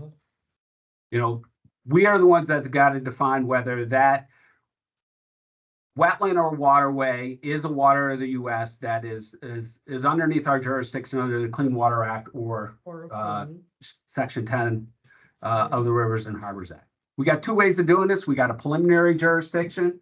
It's kind of a acknowledgement that you got these wetland waterways on your site, and we're going to presume that they're jurisdictional. We have an approved jurisdictional determination where that's a little bit more involved, where we're actually going out there, we're looking at the wetlands, we're trying to find its connection to that traditional navigable waterway, and we're putting it in writing. And that writing is good for 5 years. It's something that if the applicant or landowner disagrees with that determination that we're making, it's appealable. So they can say, nope, I think that is a wetland that you have jurisdiction over. Or the other way, maybe you don't think we have jurisdiction over it. It's something that the landowner can actually appeal. Most of the time, we don't even do these jurisdictional determinations. It's obvious that we have jurisdiction over it. The landowner, the applicant is agreeable on it. Oh, okay. Where it can make sense is if we're not supposed to be there, it looks obvious we're not supposed to be there. It's not a wetland or waters of the U.S. We can make that call. It's important to maybe make that call when and if we're going to be asking you to compensate for the loss of that wetland, which is, again, we hit it too early, it's expensive. So if, we shouldn't be asking, the government shouldn't be asking you to compensate for something that we potentially don't have jurisdiction over. It's worth it to your advantage to perhaps get that jurisdictional call from us. Or if, because we're triggered, you've got to also comply with, say, another federal law that is requiring you to spend time and money on it. Say the National Historic Preservation Act, and you're doing archaeology work that is expensive or something. So our permit process, we essentially got two ways to process somebody's activities. We got our Vermont general permits, 5 minutes. It is broken down into 21 different activities. There's a self-verification part of it where essentially you can read the terms and conditions and thresholds of our 21 GUPs and go, you know what? I'm less than what the reporting square footage is. I'm going to comply with all the conditions of it. You don't even need anything from the Corps. Because our jurisdiction is so broad, every lake, river, stream, and most wetlands and this stuff, we had to make a way that to make it a little bit more easier or manageable in a sense. In some cases, you need to get a pre-construction notification from us. That's where you're actually applying for us. In projects that don't qualify for our GPs, have to go through that individual permit process. That's where you're going through and you're having to explain alternatives to us. Why is your site essentially the least environmentally damaging practical alternative to your proposed project? Most of the projects are covered underneath the general permits. Very, very limited projects eventually go through that IP process. You got to fill out an application. It's a pretty basic application, but along with that, you need to submit project plans that are drawn to scale showing the limits of waterways and wetlands. You should send along any wetland data sheets, any archaeology reports you have, any resource assessments that you have. Those are the 21 GPs. It ranges from like aids to navigations to number 9, which is shoreline and bank stabilization, to 17, it's development, to agricultural activities, to 21. But the general conditions are the the GPs have these general conditions. And again, one for protecting of the national or protecting of archaeology and historic sites is is number 11. It's section 106 of the National Historic Preservation Act.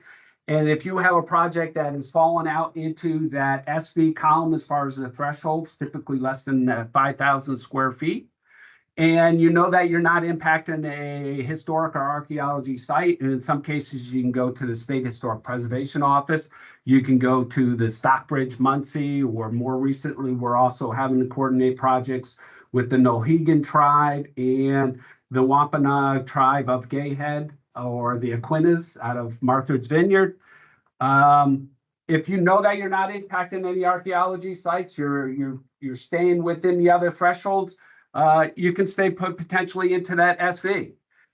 If you know that you're impacting a archaeology site, then you would have to come to us, or a historic building or something. One of the other general conditions is that you're not having an effect on endangered species. If you know that you're having an effect on, say, the Indiana bat, or up in this neck of the wood, the Canadian lynx, you'd have to consult with us, or you would have to submit that application, even if you're meeting those thresholds where you normally would not have to report to us. But if you're impacting an archaeology site, if you're impacting an endangered species, and you could go look these up, these endangered species. There's a U.S. Fish and Wildlife site called IPAC. You can go click on that, put in your location, you can go, oh, I got the Indiana bat and the Canadian lynx, and more recently, there's actually a 7th species, the tricolored bat, has just started showing up in the last couple of weeks as far as listed species in Vermont. But a lot of these species, you know, the bats and the lynx are really affected by tree clearing. The project doesn't involve any tree clearing. You know that you're not going to impact the Indiana bat, or you're not in the Connecticut River where the dwarf wedge mussel is. You know that you're probably not going to have an effect. So, but these are the National Historic Preservation Act, the Endangered Species Act, are other acts that we've got to make sure that your project's compliant with before we can issue our permits.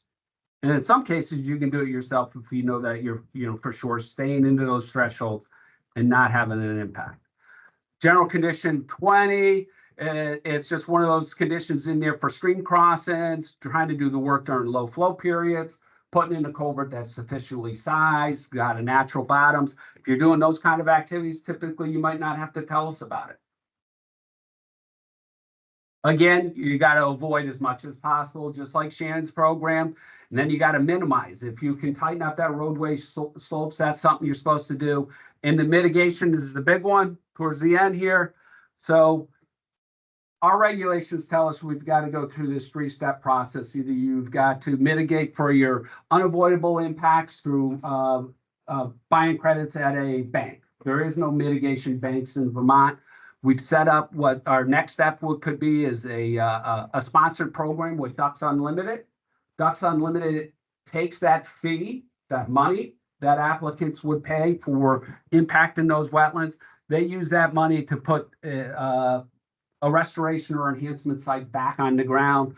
Currently, there's one in near Lake Willoughby that we purchased the site. There's not enough funds there to do some active restoration yet. There's a site out in Guildhall. There's a site down in Middlebury. There's another site in Brandon that's been recently purchased. No restoration or work has been done there. And then there's actually another site down in the Hudson River Basin. So we've separated it into these 4 different watersheds: the Hudson, Connecticut, Memphremagog, and the Champlain. It is expensive. So it's about $200,000 a credit or an acre.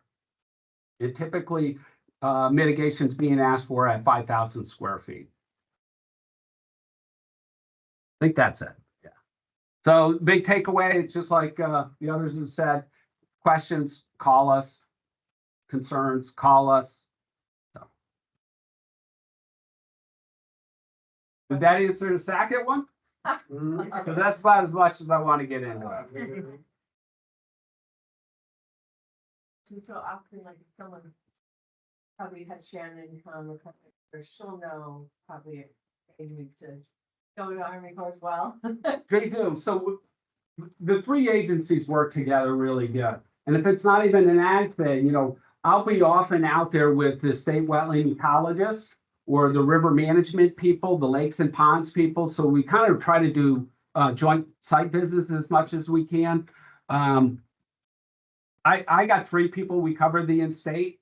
So I will often rely on, say, Shannon maybe seeing a wetland boundary and going, yeah, it makes sense. You know, we do get out there quite a bit. But it's a little bit thinner as far as our staff goes. So we do rely on the state wetland ecologists that they've reviewed a boundary, or if we just know that a particular delineator has done it, that's got a lot of experience and stuff like that, we'll rely on that too. I jumped But up. no, you're fine. Trying to find one. So I must have. Any questions online? Packet? Yes, Andy did not answer Sackett as much as I was hoping, but I can read between the lines when you say you don't want to get into it. Well, he's not supposed to read between the lines.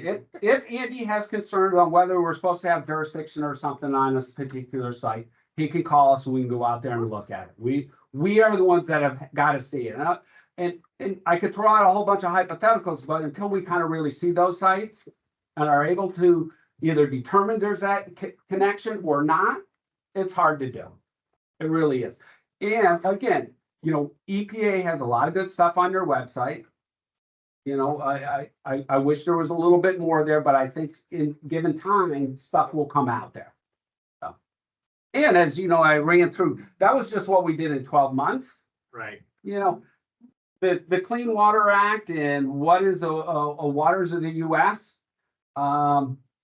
Yeah, it's been evolved since original enactment of the Clean Water Act 72 and 76. So it's been moving. You know, the previous administration had one way of what was jurisdictional. This administration has one. The previous one had another rule that was quickly tossed out. So it's. Oh, sorry. So it keeps it lively, I guess. That's what it said. Keeps it fluid. It does, it does. But you know, the main thing is, you know, again, call us. And we will go out there. We will. Awesome. Mikey. Thank you. Thank you. Put it in our chat, so I just All right. emailed you his email so that you'll have it. Okay, awesome. From Andy? The next presenter is David Wardrop from Vermont Agency of Agriculture, Water Quality Specialist. Or however else you want to introduce yourself. would be great. And here you go, yeah. Up Just down and down. Yep. Perfect. Yeah, so like I said, I'm a water quality specialist with the Agency of Ag, so I do water quality inspections. I share a territory, the Missisquoi, with another inspector. There's about 8 of us around the state, so we kind of get all over the place. But so I'm going to be talking about tile drainage and kind of the required agricultural practices on that. But just to start, I'm going to talk about some of the benefits of tile drainage. I stole these slides from Josh Faulkner's presentation, which I don't know if any of you've seen it, but it's pretty good. It's online. Yeah. But yeah, so some of these, there's just some studies, one out of Ontario, one out of Ohio, just showing increases in yield with tile drainage.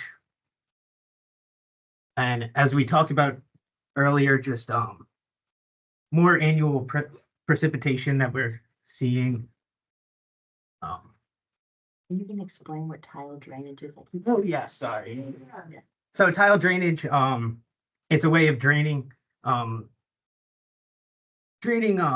frequently flooded fields and things like that. Here's a picture right there of kind of pattern tile, excuse me, pattern tile drainage that they systematically cover the whole field. Yes. A lot of plastic pipes buried about 4 feet deep in the ground, connected to an eventual outlet. Very common in the past 15 years, less common before that. More now, okay. It was more in the past.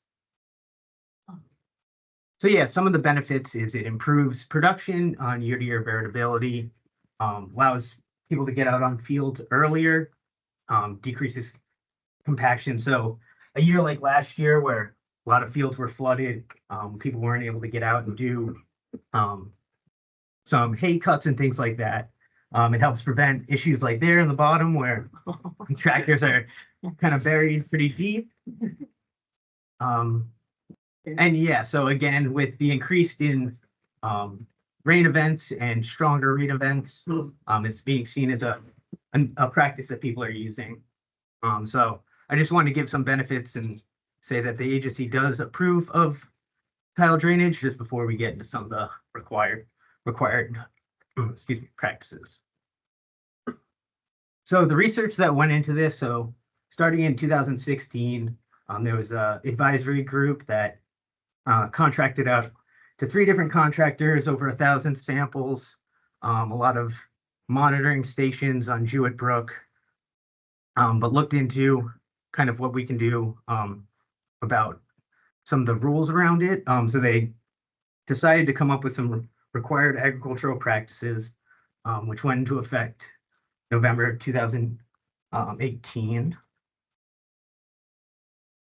So some of the existing rules that were already in place before the amendment went in, a lot had to do with implementing a 590 NMP. So conservation districts can help farmers make these plans, but it basically takes into account soil tests, what type of crops you're growing, what you're putting out on the field, things like that. So pattern tile drainage needs to be identified in the P index, which can have some effects on that. It's a whole matrix that kind of looks into the conditions of the field.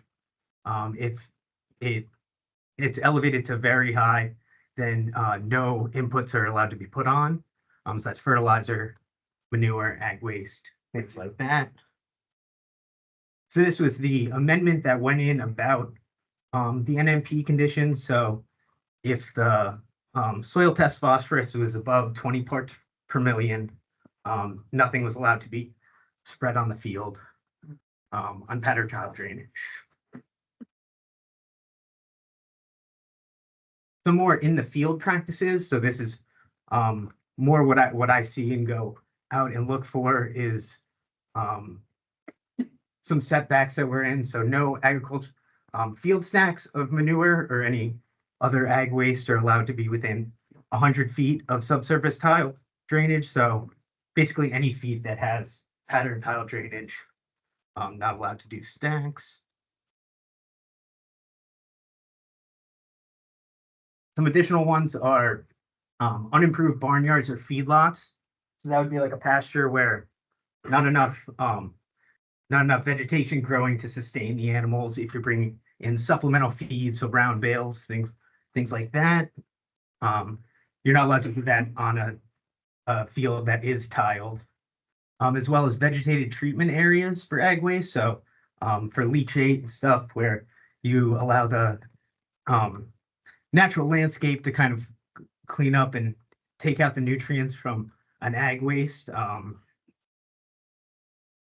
So yeah, treatment areas can't be installed within 200 feet upslope of a field with tile drain, and same thing, tile drainage can't go within 200 feet downslope of an existing vegetated treatment area. An additional one, I have yet to see any issues with this, but as you can see from the pictures, rodents can have a pretty big impact. So as of the start of 2019, all new tile drainage should have rodent guards involved, just to save them getting up into the infrastructure, causing blockages, issues like that. Another one, I do see this one quite a lot out in the field. So the new rule says these standing surface inlets are no longer, new ones are no longer allowed to go in. Excuse me. And for any existing ones, you have to keep a 25-foot setback, a vegetated setback. So I see that quite a lot. That a lot of folks have it on the sides of fields. So you have to kind of keep corn and other annual crops away from it, as well as any spreading of manure. And to try and keep it vegetated, we see a lot that have kind of riprap going up to it, but it needs to be a vegetated area, so so again, some of the existing rules that kind of was before this amendment was a lot had to do with the nutrient management plan, which the main takeaway of that is just being able to apply your manure and fertilizers at the right time, right location, right field conditions, so not when things are too wet. Kind of relating this to wetlands and things like that, as people said kind of earlier, for the state's regulations, as long as the farm been continuously being farmed for since the 1990s, no requirements there. If it goes fallow for a bit, again, like we talked about, kind of have to talk through that, figure that out. For the federal government, similar to the it was talked about before, prior converted cropland prior to 1968 is grandfathered in. But if you don't know your status, definitely reach out and check to see if you have that prior conversion. So that's before putting any new tile drainage into the landscape. So, any questions? Is there a monitoring requirement that goes along with an installation? Not that we have to do. I have been called out on some complaints on people worried about over application on field. So I've definitely gone and looked at some of the outlets and kind of, we don't do any actual testing, but just visual, seeing if it's clear, has any ag odor, things like that.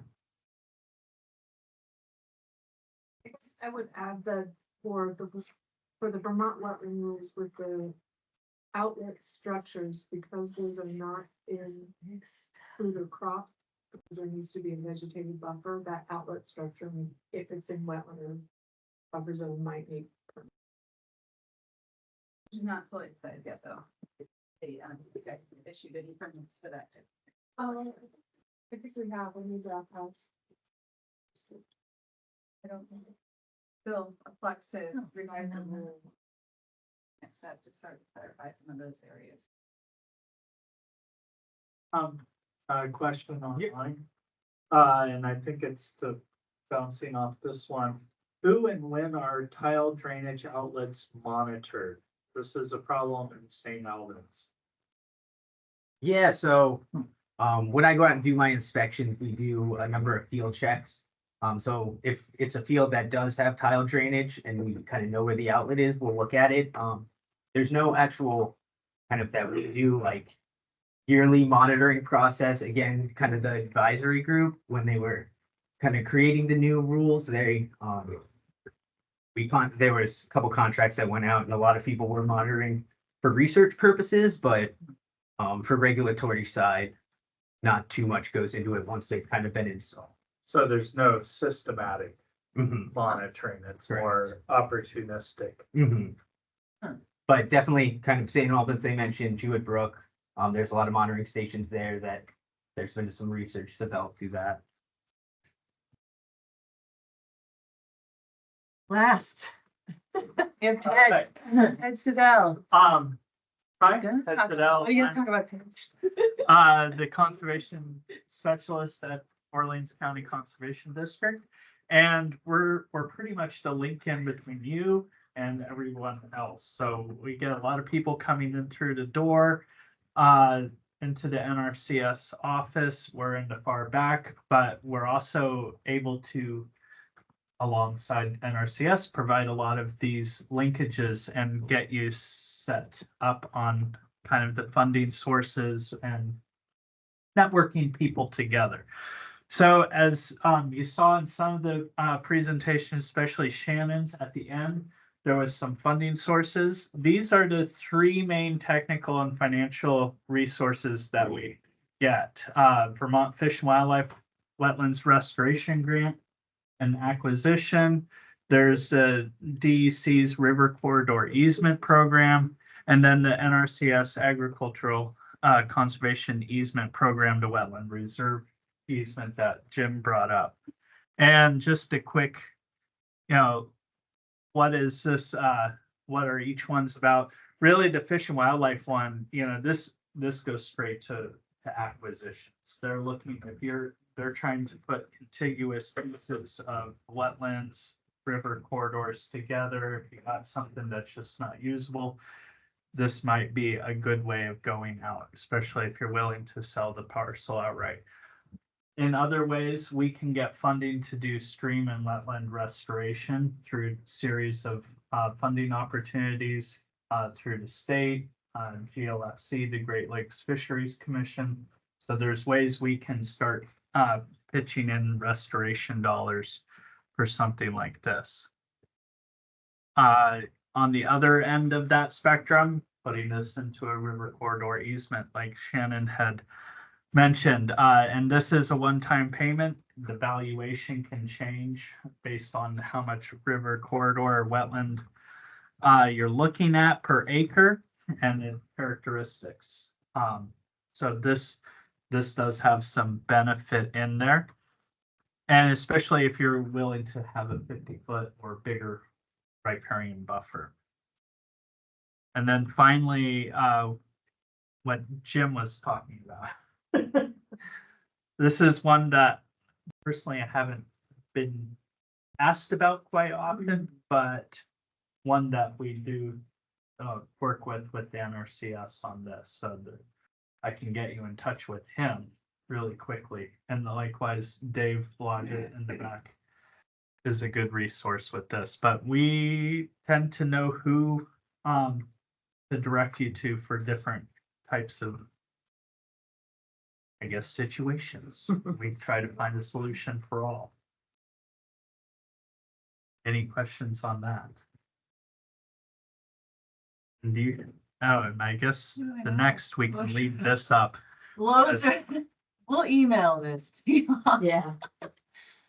Yeah, we have a lot of There's a lot. I think resources. There's resources here. And there is one more. One more. Oh, and some upcoming events. So you know about our upcoming events. We have a tree planting. Do you want to say anything about the tree planting? Yeah, this Just one's explain been, trees for sure. yeah, we're doing a tree planting in Greensboro Bend, the last weekend in April, Friday and a Saturday. This is being headed up, by, I'm providing the technical know-how, but the Greensboro, Association is, leading the charge on getting volunteers out there and, getting some trees planted on pretty much a showcase property there on the Upper Lemoore.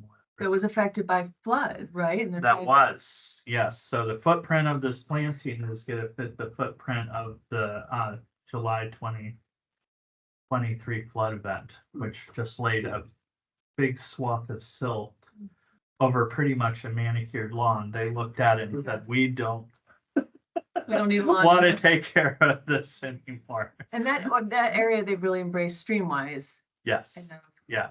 They're gunning for a Streamwise award. we want to talk about Streamwise, we need to do that, but you can always reach out to Ted about Streamwise.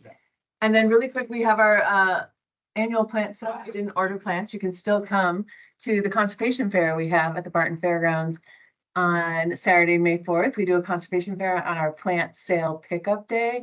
And we are going to have a really interesting permaculture agroforestry presentation at 10 a.m. And you can come even if you don't have plants. We're going to have a big gigantic soil pit where kids and big kids and little kids can jump. It's really fun. You go down, look at soil and learn about it. So that's it. Thank you so much, everybody, for coming. If you would complete our survey really quick, I should grab some extra pens. And hopefully you signed in. And for those online, the survey is in the chat. Thank you. And I believe these will be getting sent out to all people.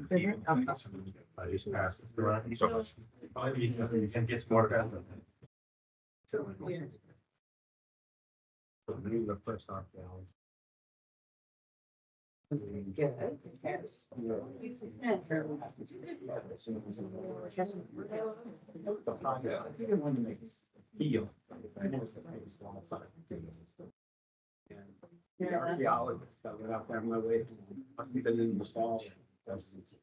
It's not, yeah.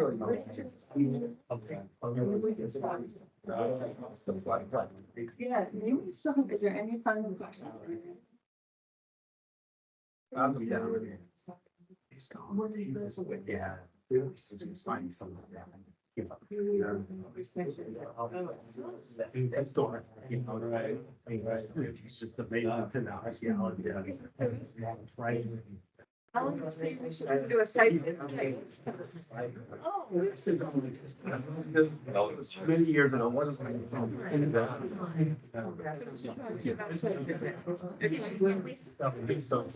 That was definitely. Something with 5 different. Maybe she's thinking maybe Ted should come. Okay. Maybe she's making it a y'all film set. I'll follow up with her. Jess is coming and Bill is coming. Yeah, because we'll do it. Oh, you get a bit, okay. So I'm not even sure how it all gets together. Yeah. Okay. Other He was still in. Yeah, we are gonna use that there. Thank you. Yeah. Thank Yes, you, well, nice online to short people. to, Any Yeah, well, he remaining did a questions? good job. I love You can go it. back. Sign off. There you go. Yeah, you couldn't clean.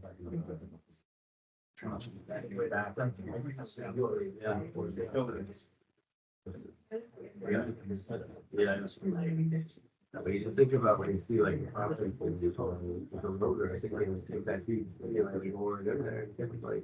Massive concrete and steel things. Oh, yeah. I would want to have some. Especially on the pressure. So when I was a kid, we used to really do sand pits to. Already. Yeah. Oh, I'm not. Yeah. To dig them out.